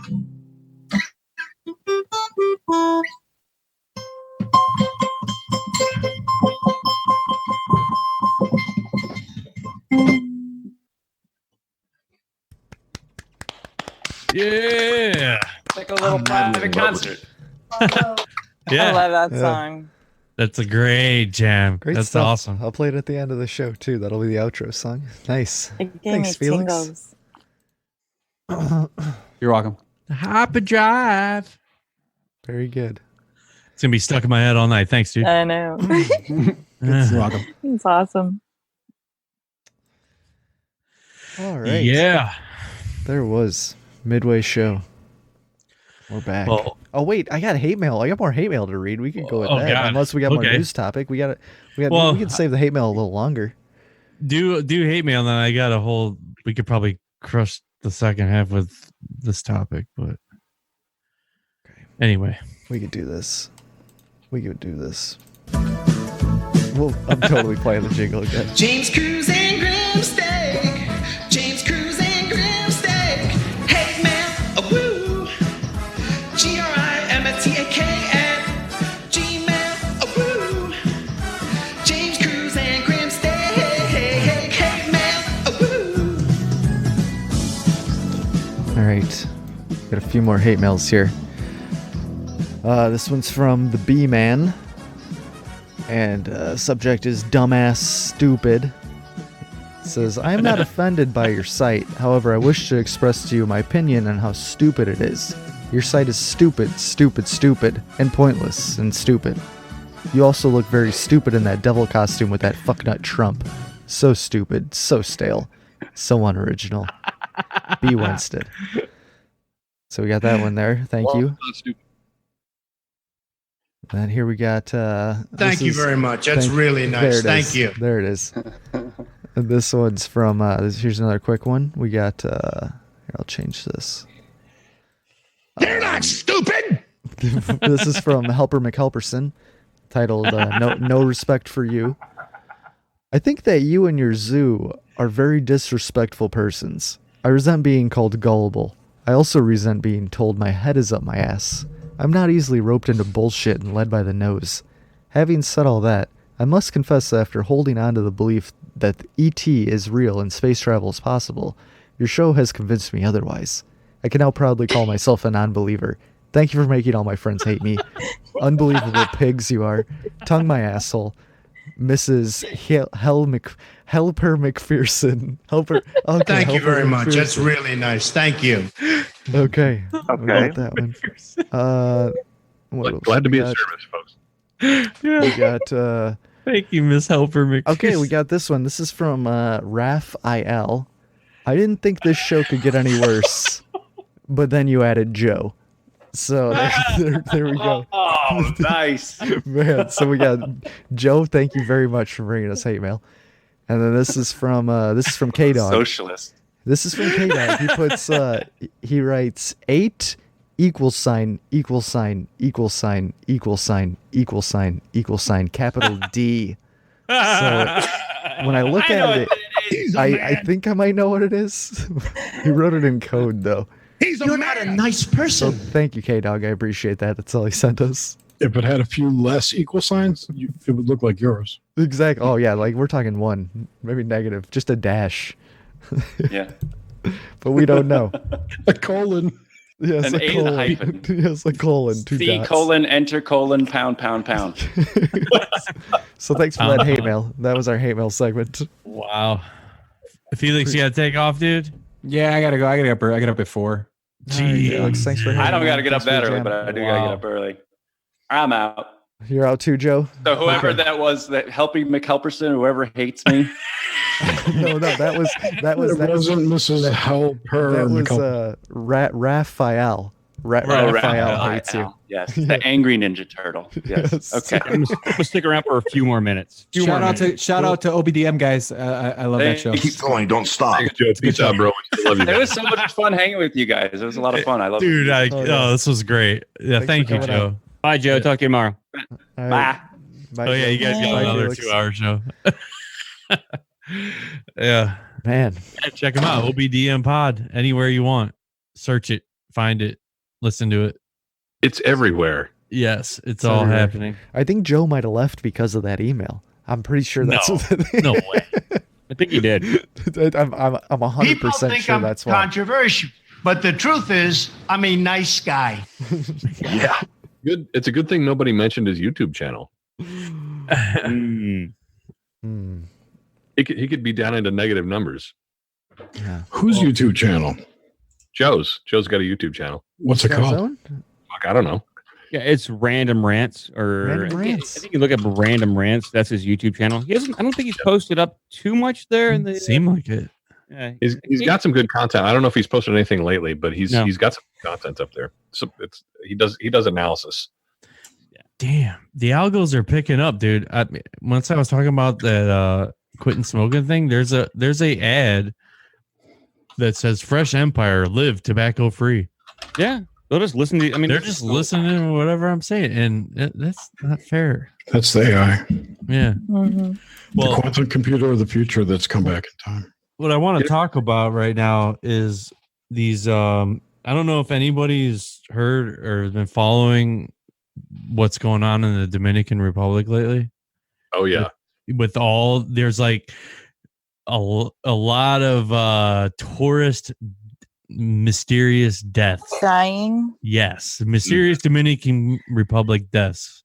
So like Strangely, like Ebola. oh yeah, no, well, what we know so far is the suspicious deaths of U.S. tourists in the Dominican Republic have ignited growing concerns about travel safety. Over the last 12 months, a total of 9 Americans died under mysterious circumstances while visiting the Caribbean country. Yes.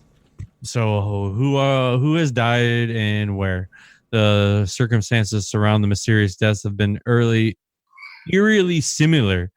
According to several reports, a number of victims become unexpectedly ill after drinking from hotel minibars or eating at hotel managed restaurants. Some of these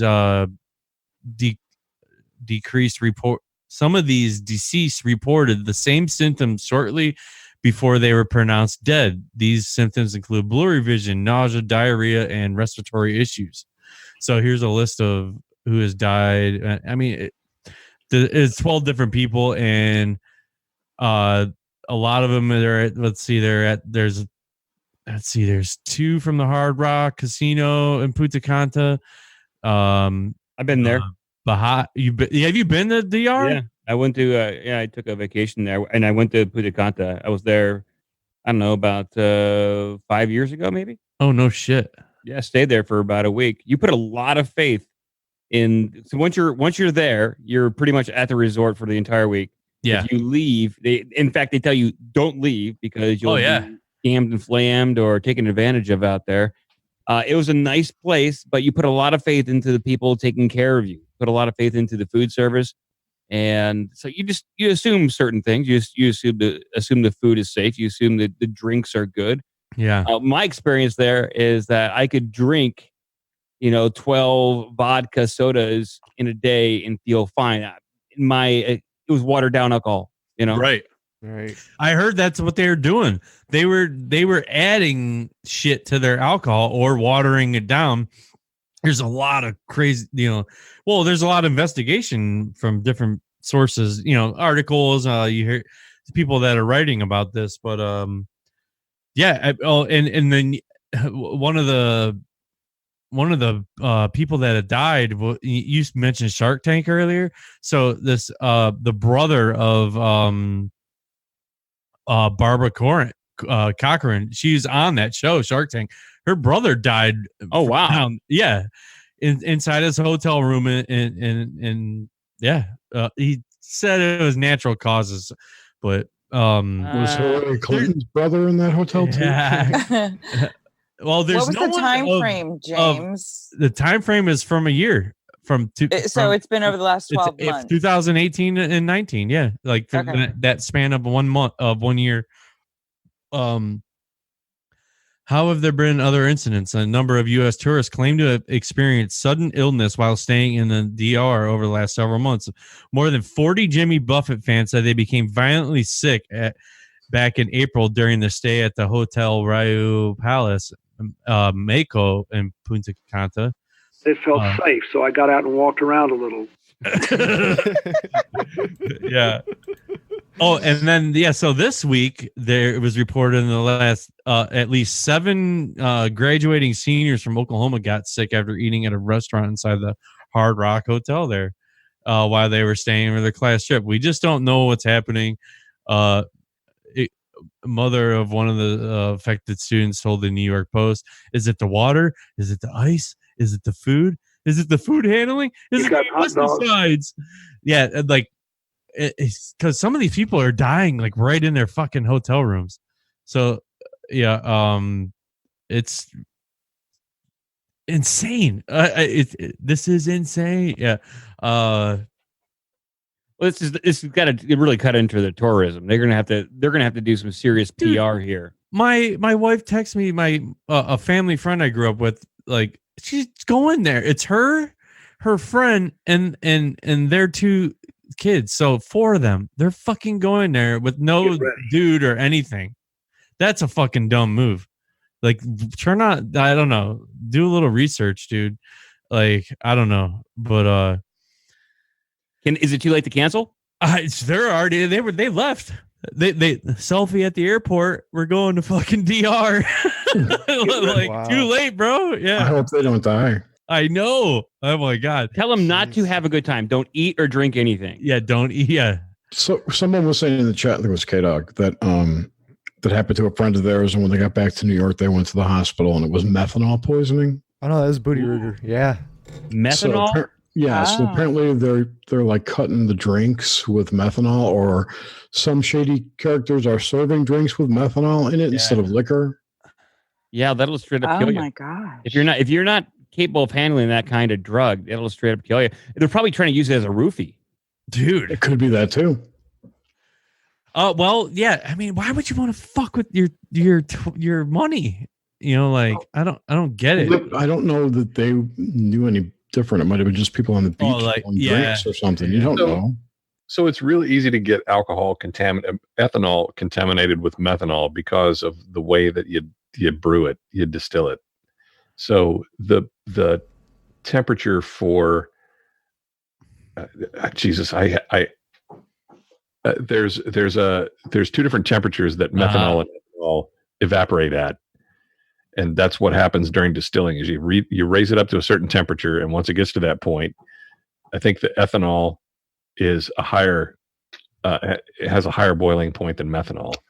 And if you start taking the vapor off of the boiling wort before you get to the ethanol, then you get some methanol mixed in with it.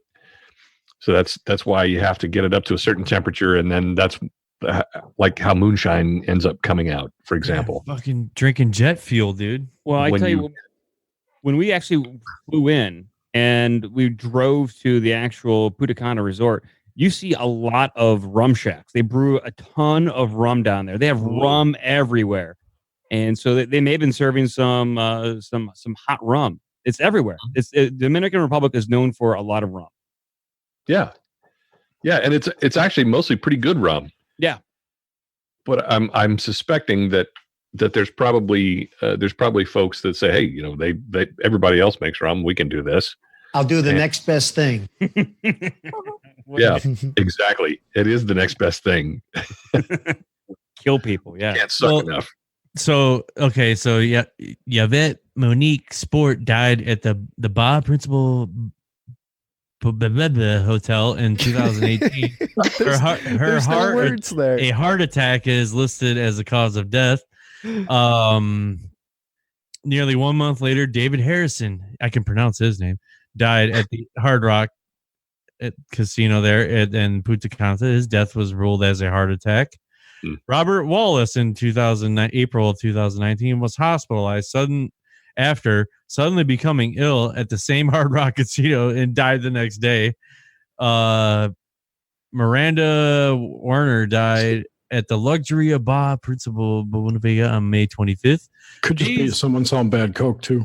Days later, Edward Holmes and his fiancee Cynthia Day were found dead in their hotel room at the Grand Bar Principal Romana. In both cases, cause of death were listed as respiratory failure and pulmonary edema. Both hotels are in the same Baja Principal Hotels and Resort Complex. Layla Cox died while vacationing at the Excellence Punta Cana Resort. Her cause of death was given as a heart attack. 3 days later, Joseph Allen was found dead in his hotel room at the Tierra Linda in Sosaya. Okay, well, there's some people that are correlating it with Ebola. I don't believe that. That's not what I believe. I'll have to read dead people. That's a lot of people dying out there. You would need to go back, though, because they've picked up the story over the last year. You would need to go back and research how many people died, in 2017 and 2016. It's probably the same amount. They're just hyping it up for what reason? Why are they, why are there certain people saying, oh, it looks like this? I think it's a lot of fear mongering. I personally know one person who had a heart attack 2 times going to Hawaii. The second time he died. Oh, yeah. A lot of people have heart attacks going on vacation. Yeah, my art instructor when I was in college died in fucking Aruba. Yeah. It's literally a vacation to die for. Yeah, right. Oh, he used to go there all the time, and then he goes down there and then what? Yeah, and just kick the bucket.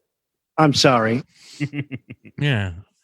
Why? Dude, there's other parts too. There's this other lady from Delaware.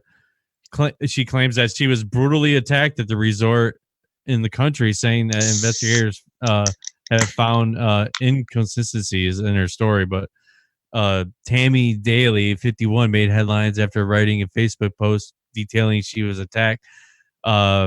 She claimed it happened at the Majestic Elegance Resort in Punta Cana while she was vacation with her husband. She claimed that man, she I made a was mistake. attacked. She was attacked in an hour-long assault by a man wearing a resort uniform after she had stepped out of her room for a late-night snack. Yikes.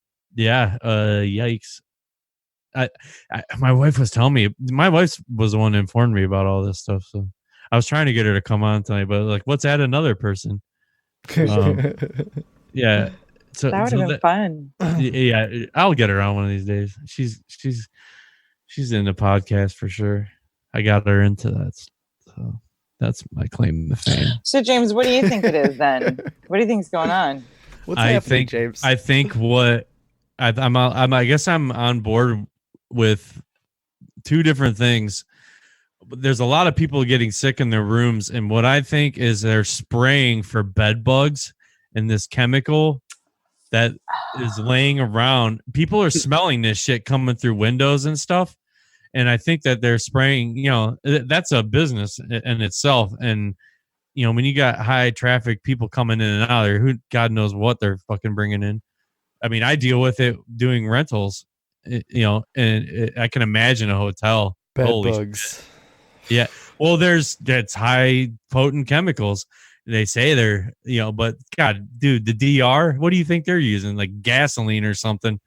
But like, yeah. So I think there's something in the lines of that. And I think there is something with what Mike was saying. Our guest here from OBDM, Mike, Midnight Mike, the Night Ripper, AKA Young Jesus. I don't know. The young jizzer, scrub daddy. Thank you. 8-pound baby Jesus. But with what they're cutting drinks with and whatever's getting on these lids and whatever's getting on this stuff, and it's just fucking people up. And some of it, you might have these instances of people getting the shit kicked out of them. Like if you go off course, go off base or whatever, you get out, you're out on your own. You're getting in some sketchy territory, I would imagine. I don't know what you saw down there, but I didn't see much down there. I stayed to the resort. I wouldn't go anywhere. I mean, unless it was a full blown touristy kind of like, let's go to the Mayan ruins or whatever, but I don't know. It seemed would be sketchy. Mexicans, the rapists, the greatest. What was the rapist? Yeah, and then there's another. I gotta find the other one. There's another story about this couple that like the timeline's a little iffy. While you're finding that story, James, I got a synchro to tell. I got a synchronicity to tell that happened during the show tonight in the chat room. I was sitting there, and when I said something about my pill addiction earlier, I messaged K-Dog, "Hey, bring a bunch of pills to CryptidCon," and at the exact same time, he messaged, "I'm gonna get you pilled up at CryptidCon." We messaged each other identically at the. That's not fair. It was the funniest thing ever. You two. So that's You're not a nice person. That's a good synchro right there. I just want to say. Mike, you taking off? Yeah, I gotta get out of here, man. Oh, dude, dude, it's a late night for me over here. It's 7:30. Thanks for coming on, Mike. Yes. Hey, thanks for having us on, guys. Really appreciate it. Nice meeting everyone. That guy, you said this is our first time meeting, though. I believe we actually talked on this very show about 2 years ago. I think we have. I don't remember being live with you. It could be. Oh the yeah, ride. you know what? We weren't. I think you're right. It could have just been a Zoom hangout. Yeah, it could have just been a hangout. We do that sometimes. Yep. I will be back. I'll be back to hang out with you guys sooner than later. I promise. Yeah, man. Awesome. Night, Mike. See you soon, Mike. Bye, guys. Later, dude. Blow it up. Don't blow me up. Just blow me. I'm sorry. Just blow it up. I'm sorry. Blow it up real good. Give me They Come to Earth. He left, man. Come on, dude. Oh, He might have played it as he was leaving, but we don't know. But we don't know. Yeah. James, what second story you got going on, man? You got something? Wait, what was the thing? What was the thing? Go ahead, guys. Wait, let me find this. What happened? What happened, Jerry? Jerry, you're muted. Oh, what was the thing you said was going to take up the whole second half? This was the thing. At least half of the second half, but the Dominican Republic shit. Yeah, I mean, I find it very crazy. What does your wife think, James? Yeah, she thinks there's some shady shit going down there, dude. Because she's a nurse, right? No, she's not a nurse. She just finds these things and follows along with it. And, okay. Yeah, and I was like, because we were talking the other day about it, and I was like, send me all the links and shit. You know, I was like, shit, man, come on the show. And I'm like, wait, you know what? This is gonna be fucking mayhem. I'll get her on it. Well, she'll come. Like, she's got some pretty interesting stories and stuff. We'll get her on one of these times. But what if so? She just thinks it's shady. She thinks people are doing things, and at the same time, though, she does kind of agree with, like, it could be just like what I was saying, like they're spraying like stuff in these chemicals. Oh, the bed bug thing. Yeah, well, just they're doing something, whatever chemicals they're using or something. They're not regulated or not like something's wrong. They there. don't have an FDA. It could be also some nefarious, villainous thing like the Joker in the first Batman, where like the deodorant plus methanol plus the spray in the bed. Putting aluminum in your deodorant and your cancer and shit, right? You're off. Yeah. So then some of these people get all the way home and then they die and shit. You know, it's just a weird coincidences of going to the DR and dying. It could be just a giant experiment to see who can survive, and they're going to use the survivors in some kind of weird super soldier program. Pro tip: don't fucking do that. They're going to go to space. So according to CNN, there's an estimated 6.5 million tourists that traveled to the DR in 2018. So okay, so 9 people died. So out of that figure, 2.2 million were American. It's also not noting that tourism makes up 17% of their country's economy or whatever. So which explains why they have why officials have seemingly dismissed the theories of foul play. Well, I mean, over here, we're bringing it up, but there's obviously something weird. How many people did you say total? I think there's 14 altogether. Million? No. Oh, no, 6.5 million tourists and 2.2. That seems like a lot. Yeah, in 1 year. That seems like a lot. Yeah, dude. Yeah. So 2.2 were American. So they're talking about American tourists. I should go and try to find worldwide how many people are dying there. That's 0.0002%. See, I think they're just injecting this. I think it's a distraction. I think these people, got sick for some reason. Probably 14 people a year probably do die on vacation. Yeah, like you were saying before, I just think, maybe people are tuning up the band, like just fucking well, I mean, this one it. guy's sitting there saying, "Oh, it's Ebola and it's airborne and all this stuff." They're beating the drums of, "Holy crap, we got one more thing to worry about." Correct. Yeah. Go about your life and and that's what I say. Worry about the shit. Yeah. That's what I was thinking too. Like with my friend going over there and her friend, whatever. And I'm just like, well, I'm sure they'll be fine. They'll be fine. But I think it's a little sketchy with just 2 girls going and their kids. Like but hey, more power to you. I mean, obviously wherever they're going. I mean, I didn't even see where they're going. Hopefully they're not going to this Hard Rock. But but in general, man, it's like I don't know. It's a girls' trip, I guess, whatever. With their 2 kids, but I don't know. I hope they'll be fine. But yeah, it's a weird situation. Like, I think a lot of those resorts are like all inclusive and they all have like Mike was saying, he's like, I didn't even I think they're pretty safe in general. Yeah, I've never been. I think if you stray. Well, Yeah. there's been reports of tourists being murdered in Asian Mexico and countries shit, and dude. Mexico, right all over. Don't fucking leave that place. At least. Oh man. I mean, don't leave on your own and go get your own shit. Like that. I think that you're searching for disaster.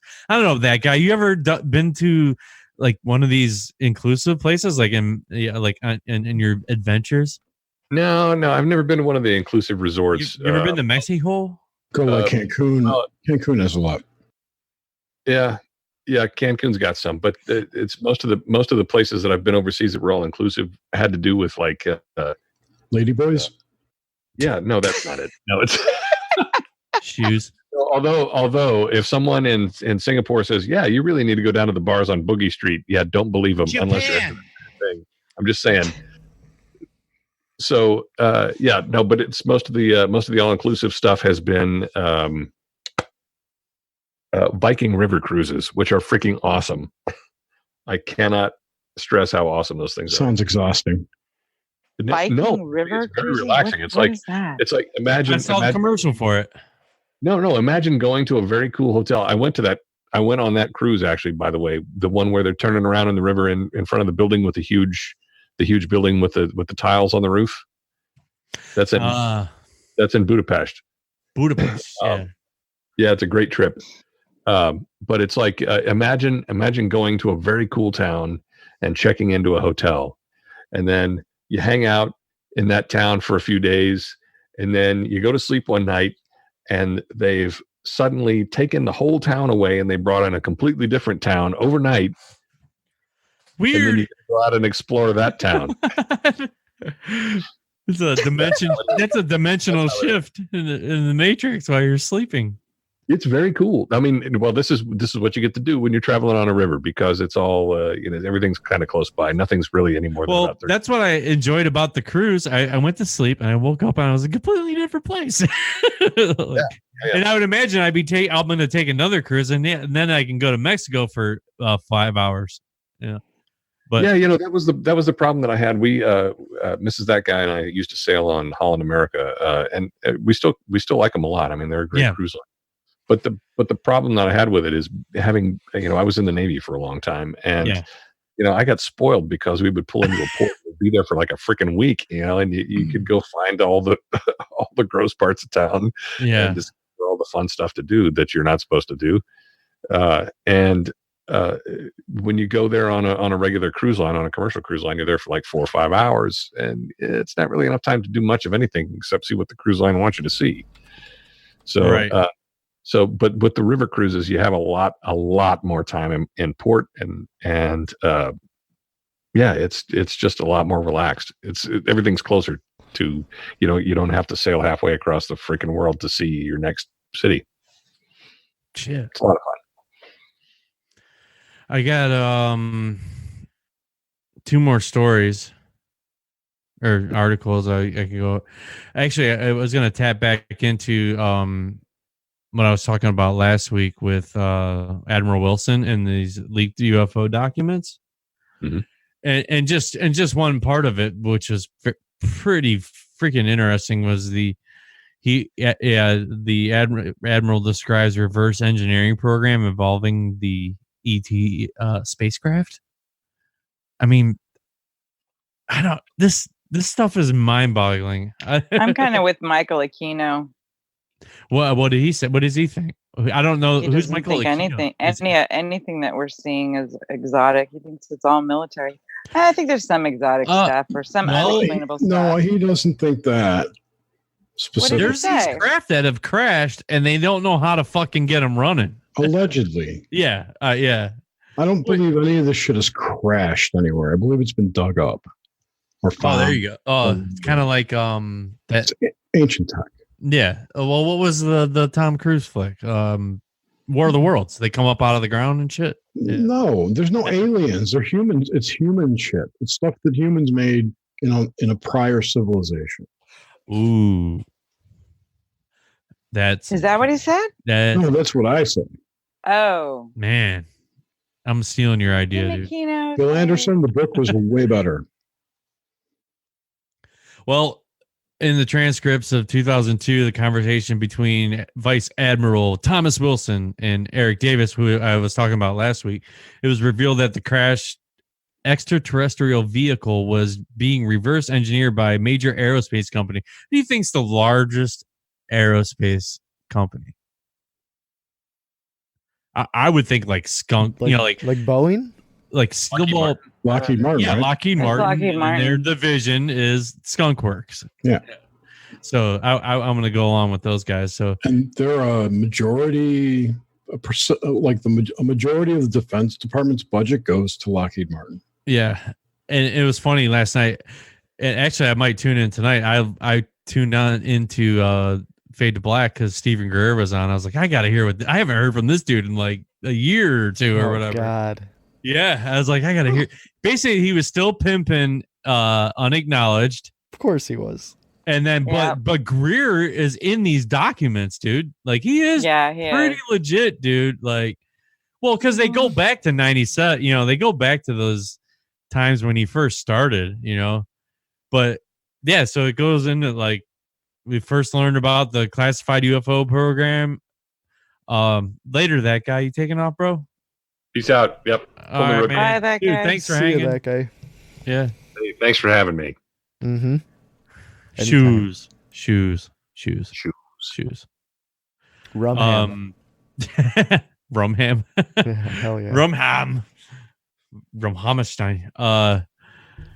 So where was it? Okay, so Wilson first learned about the classified UFO program through the National Reconnaissance Office, the NRO document shared with him in a confidentiality in 1997 with Dr. Greer, Edgar Mitchell, and Navy Commander Willard Miller. So the recent release transcripts describe what Admiral Wilson told Davis about Wilson's effort in 97 to learn the truth about classified UFO program and the associated reverse engineering effort revealed to him in that April meeting. So Davis says, oh, okay, then what happened in April to June 97? And then Admiral Wilson says, after parting with Miller, weeks later, he thinks, I made some calls, knocked on a few doors, talked to people, went on for 45 days on and off. The suggestions came from Ward, General M. Ward, to go through records and group files like an index system on OSTAT, the Office of Under Secretary of Defense for Acquisition. Sounds like a of like, what is that? Like a FOIA? Yeah. About technology. That's what I'm getting out of that. So he ran into Bill Perry in 97. They talked quietly about how he suggested the same thing. They told me of special projects record group not belonging to usual SAPs, the special access projects, a special subset of unacknowledged carve-outs waived programs not belonging to usual SAPs. So it's like triple deep That is pretty or whatever, deep. double deep SAP. Yeah, so like money beyond money. It's all about money too. Everything comes down to money. Yeah, this is all about cash. Yeah, they talk about that number. That's there's you go back to the 9/11 thing. There's X amount whatever missing, but times that per year, dude. It's just funny money, man. So in 94, Perry himself set apart from the rest, but buried, covered by controversial SAPs. So Wilson reframing the different categories of the special access programs where the most important unacknowledged carve-outs waived were hidden beyond conventional SAPs. Method of hiding the most highly classified programs behind the lens, clarified ones verified in one of the NSA documents leaked by Edward Snowden called Century Eagle. It graphically dick picked Dick pics? What are you saying? What are you how saying exceptionally dick picked. No. This is me pronouncing depicted wrong. We don't know. But we don't know, and I'm trying my hardest. You're doing a good job. Yeah, you're doing a great job, James. Compartmented information, ECI, and intelligence community classification similar to an unacknowledged SAP. So that's what Greer was talking about. He always kept saying USAP, USAPs. Yeah, it's because it's unacknowledged. Right. Special Yeah. access So program. and so he knows what's up, like so it would be and that's what like Church was talking about. Like, dude, what about this? What about he's like, well, dude, if you don't believe this shit by now, I've been doing it for 30 fucking years saying the same stuff, and slowly but surely they all come out.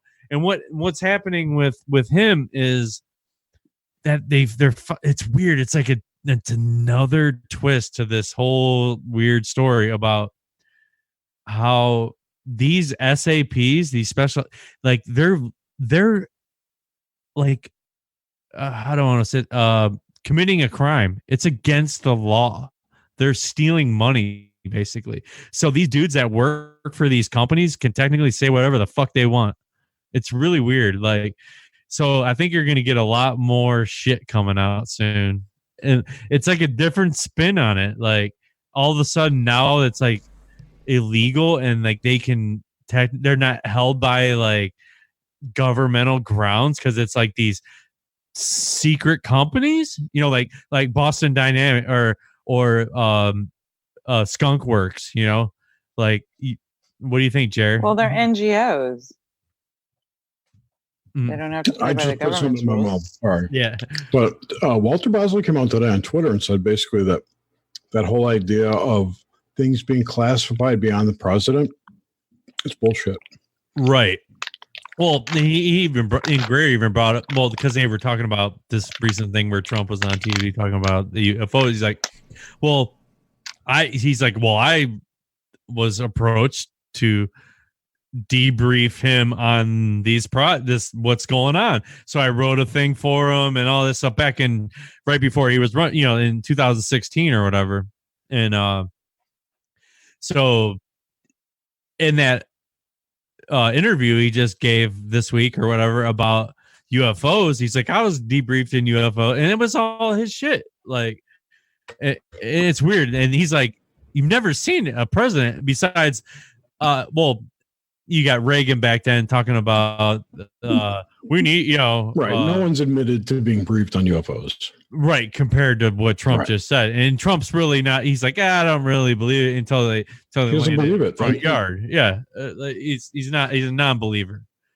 So one of the bigger problems I see is that there's conflation between the term UFO and alien. Yeah. So when people say, I don't believe in UFOs, what are they really saying? Because UFOs obviously exist.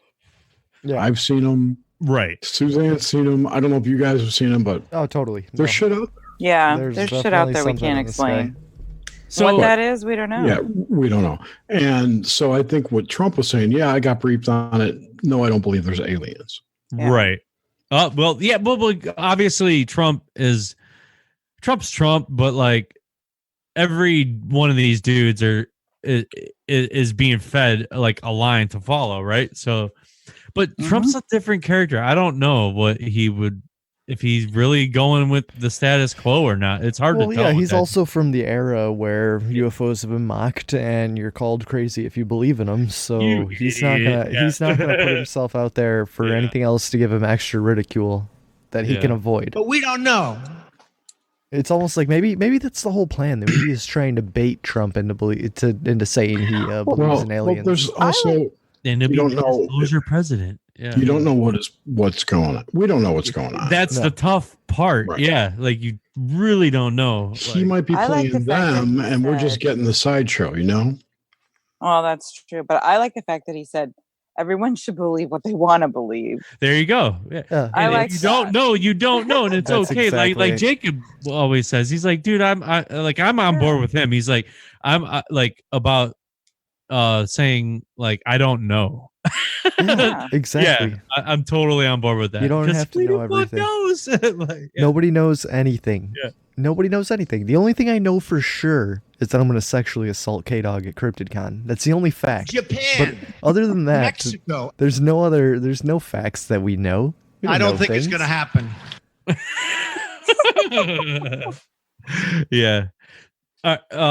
So I'll get back in it because this is just so interesting. Like, so Wilson went on to describe the aerospace company that ran classified reverse engineering effort without naming it.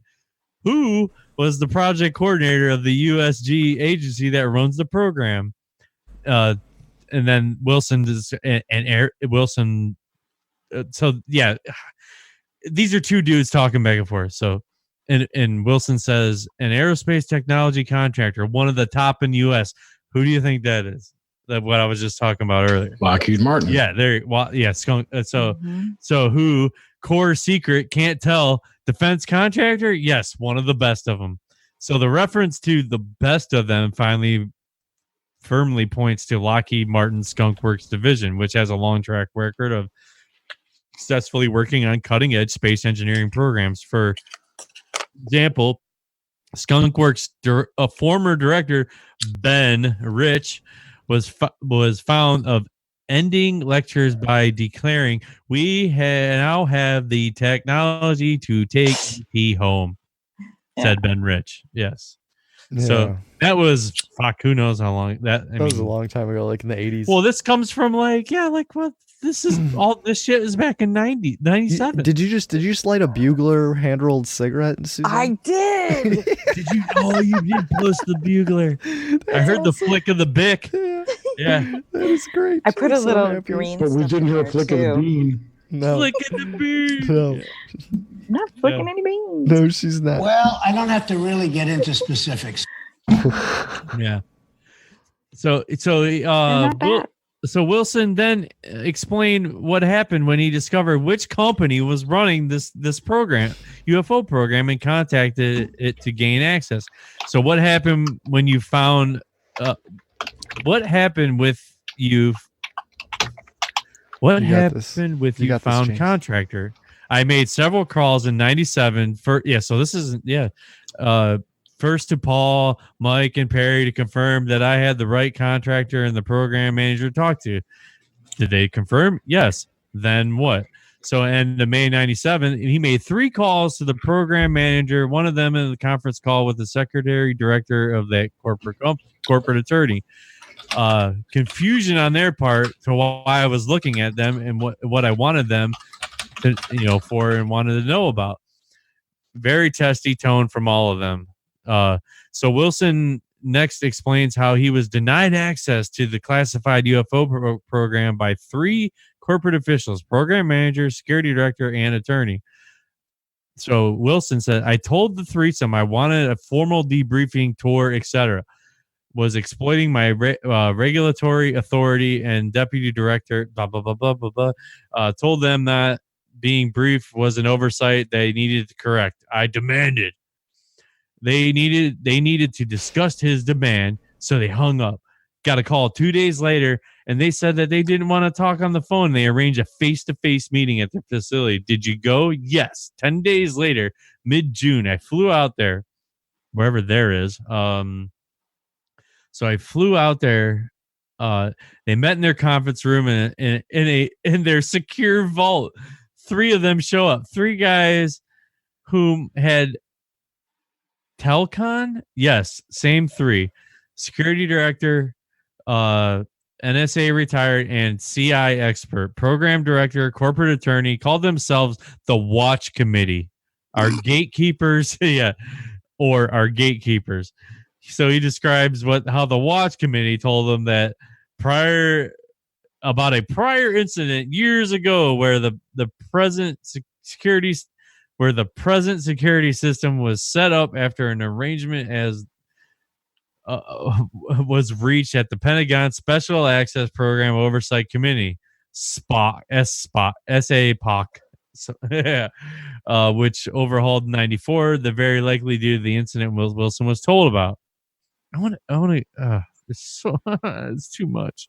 I want to get to the where you talking about UFO. The punchline? Yeah, I don't know, man.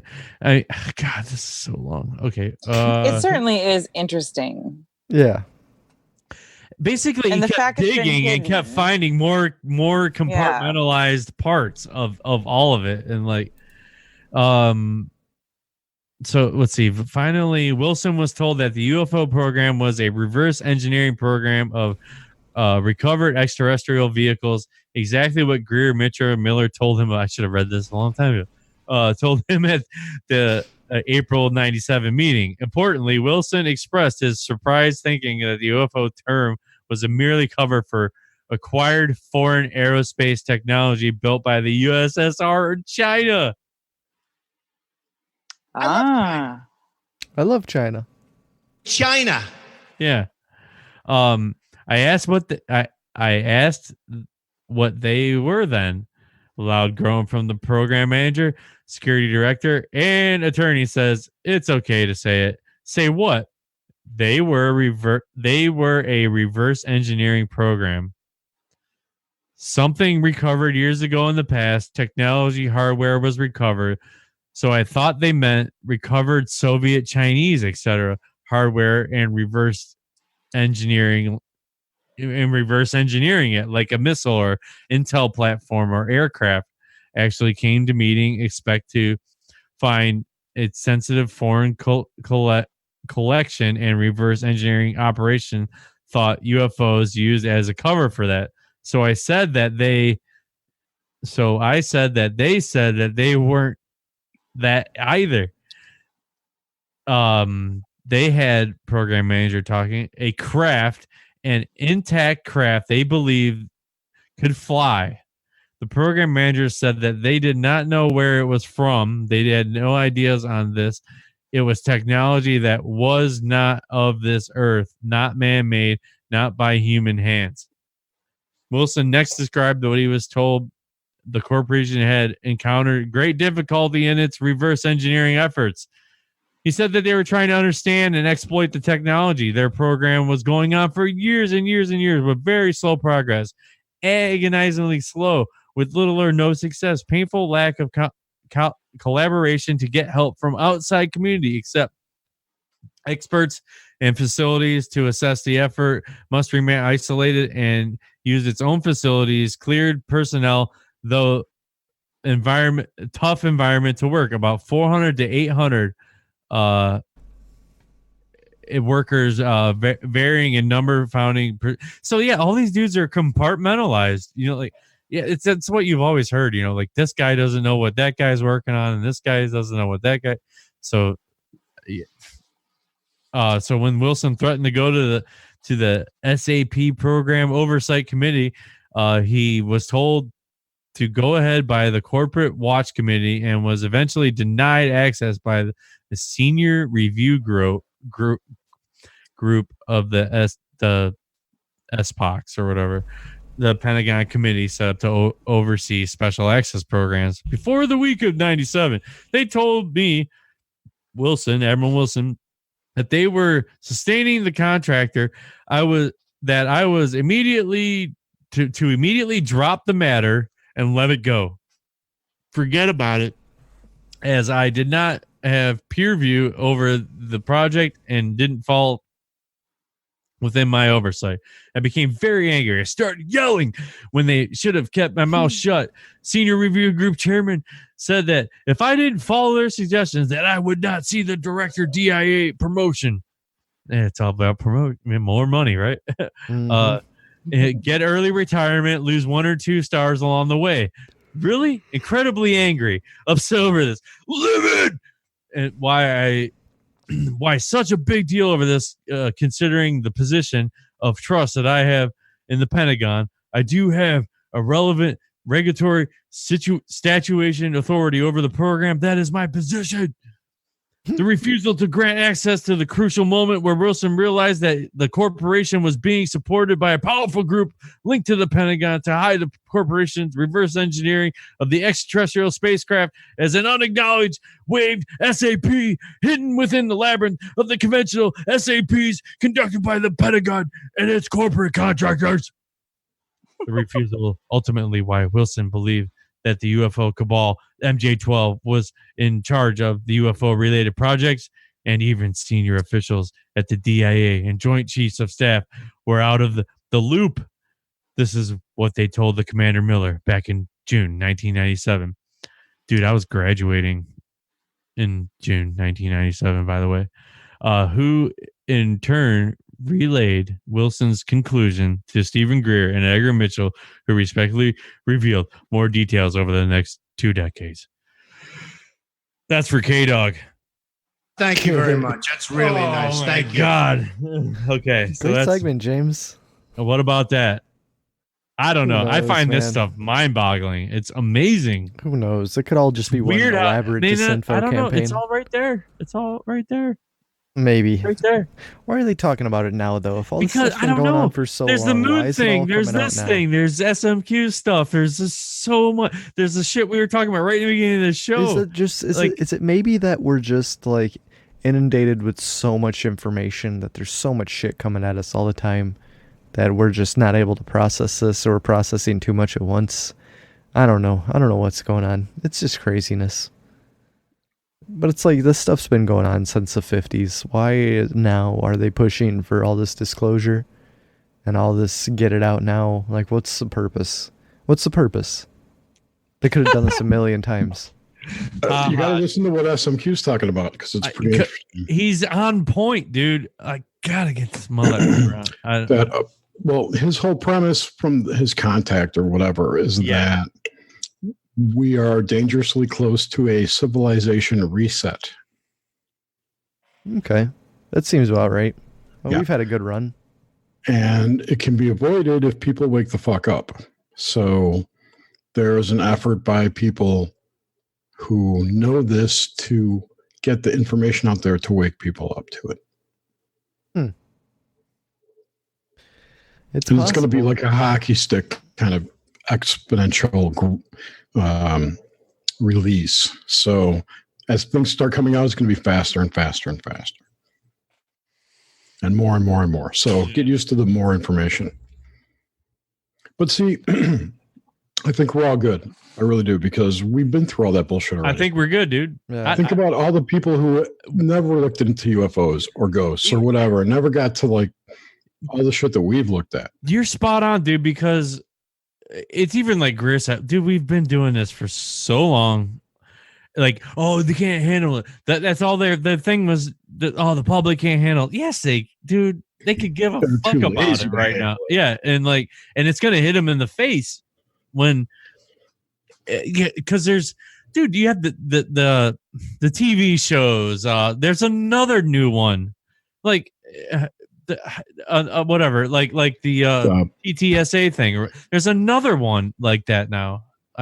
I don't remember what channel it's on, but you talking about the one on Travel Channel, like UFO Highway, it's called, or something? well, I've seen that before. Yeah. Well, I know that what one- you're that talking one about. I came just out. saw it the other day. Yeah, there's another one. I mean, all this, and then the talk, like SMQ stuff, like the moon, and then they're gonna find this crystal dome because by Right. the way, you can crystallize the bottom of the ocean. Like it's all gonna come. I'm waiting for together. that dome to show up. I cannot wait, dude. If that happens, I'm like, oh, Alien Highway is what it's called. okay, Alien Alien Highway, there you Highway, go. yeah. Oh, okay, that's in the cloud. Yeah.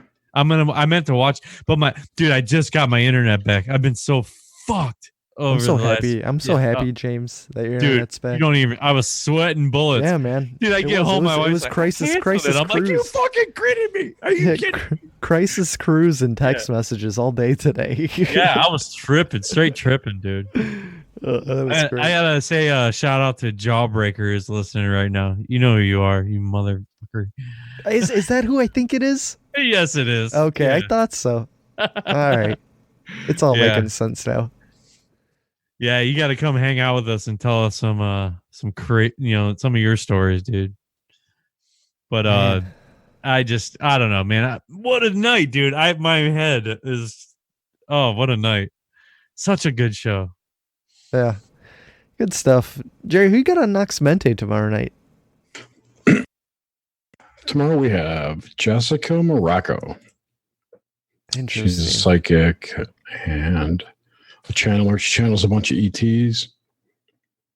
And they tell stories, and she writes out the stories. Oh, man. I always wish I had that kind of skill. I know, me too. Yeah. Totally. Right. Yeah, and she's talked to some interesting, like, I don't believe she's spoken, channeled, whatever, with like known entities. Oh, like she's got her own crew. So she's not like channeling the 9 or anything. No, yeah, that stuff. They're all from different times, and some of them are the same being in different skin suits. In different times, different lifetimes. Yeah, she's real interesting. Sounds really interesting. Yeah. Out of all the people on YouTube who channel, quote unquote, channel and are psychic, she's one who I think's legit. There's a couple of them out there that it's like, what? That's like that Paul Selig guy. I've heard him on Duncan Trussell's podcast a couple times. He's got this weird channeling method, but I don't know if I buy it. Channelers are just, I'm always skeptical of channelers. Well, it depends on what channeling really is. Yeah, like who knows? It could be some sort of form of possession of something that who knows what it even is. Exactly. I mean, there's no way to validate that you're communicating with the entity that the entity says it is. There's absolutely no way for you to validate that. No, it's just your belief. Right. Very cool. Well, thanks for listening, guys. Suzanne, always a pleasure. This is your show too. I'll tell you, in 2 weeks, though, we have Tim Swartz, who's the co-host of Exploring the Bizarre. That sounds pretty rad. It's a great radio show on, I think it's on KCOR. Sweet. Yeah, me and James are trying to work on getting some guests too. We're gonna do a couple interview shows. Yeah. We got some things in the pipe maybe happening, so we'll see. Maybe some bonus episodes coming up. Yeah, for sure. But not next week. Dude, I'm gonna try to set up some time frame. You're going to Arizona. When are you coming back from Arizona? I'm gonna be gone from Sunday to Sunday, so I'll be home. You're gonna miss next week's show then? Is that what you're telling me? I don't know. I'm gonna be 15 minutes away from the Ripper, Midnight Mike Ripper's place. Just go to Mike's house. I'm gonna go over to Mike's, dude. Use the studio to do the show. Yeah, God. But I in get a real off at world, 3:30, dude. So I might head over to Ripper's house. But realistically, what's probably gonna happen is you might cell phone in for a couple minutes. It's good. I was just saying. I'm thinking. I'm like, well, maybe I get a free night or something, and just go hang out with Mr. Ripper. But I think we're all gonna try to get together for sure. It should be a lot of fun. We'll play it by ear. But I'll see what I can do for the show. I mean, maybe I can pull something off. Cool. Well, thanks for listening. Because the time frame might help out. So it'll be early. I don't know. Share, like, subscribe, give us a review on iTunes or something. That's the best thing you can do. Or even if you want to donate, which would be insane. But anybody who does, shouts out to you. You know who you are. Donate. Remember when we used to get donated? I donate. Yeah. Yes. I donate your time and your goddamn yes, you melon. do, Jerry. Yeah. No, you guys are permanent donators. I got your domain names, and I bought you that poster. You bought that sweet poster. Poster. Yes. Yes. If anybody wants to know, you got to check out Jerry's show art from Crystal Cox from whatever from Outer Space 103, I think it was. I had it blown up into a 3x3 poster. Yeah, it's the best. It's gonna be awesome. So good. Yeah. Or 2x3. I can't wait for Crypticon in like 3 months. Yep, whatever. it's happening. Yeah. I'm already packing, dude. Slowly. Cool. All right, everybody. Thanks for listening. Yeah. I bought a new suitcase. Beautiful.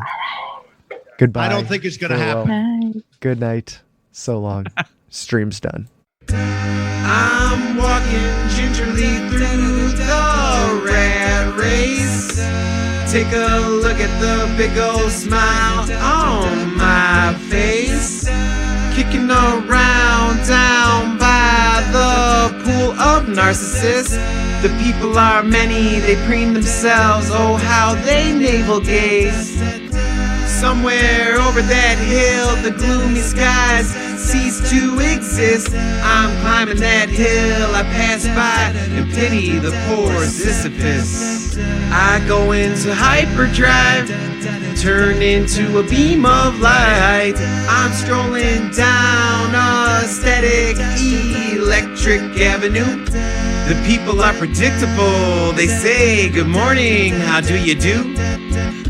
When out of nowhere, a randomly pure angel in the crosswalk bumps into me, and in doing so knocks all the evil and all the wind out of me. And it's black as tar, ugly as ever, and of no apology. This angelic mama sings heavenly of the truest theology. Together we're a seraphim dream, forever young with no chronology. 1,000 years from now we'll be written into ancient mythology. We go into hyperdrive, turn into a beam of light. Can you tell me about the view up there? It's sparkling remarkably, the air is crystal clear. Well, please won't you tell me what it takes to transcend this place? A little bit of heart and a whole lot of soul. Take a look at the big old smile on my face, as my angel says, dance with me and your life will never, ever, ever be dull. I go into hyperdrive, turn into a beam of light. Turn into a beam of light. Turn into a beam of light. Turn into a beam of light. Turn into a beam of light. Turn into a beam of light. Turn into a beam of light. Turn into a beam of light.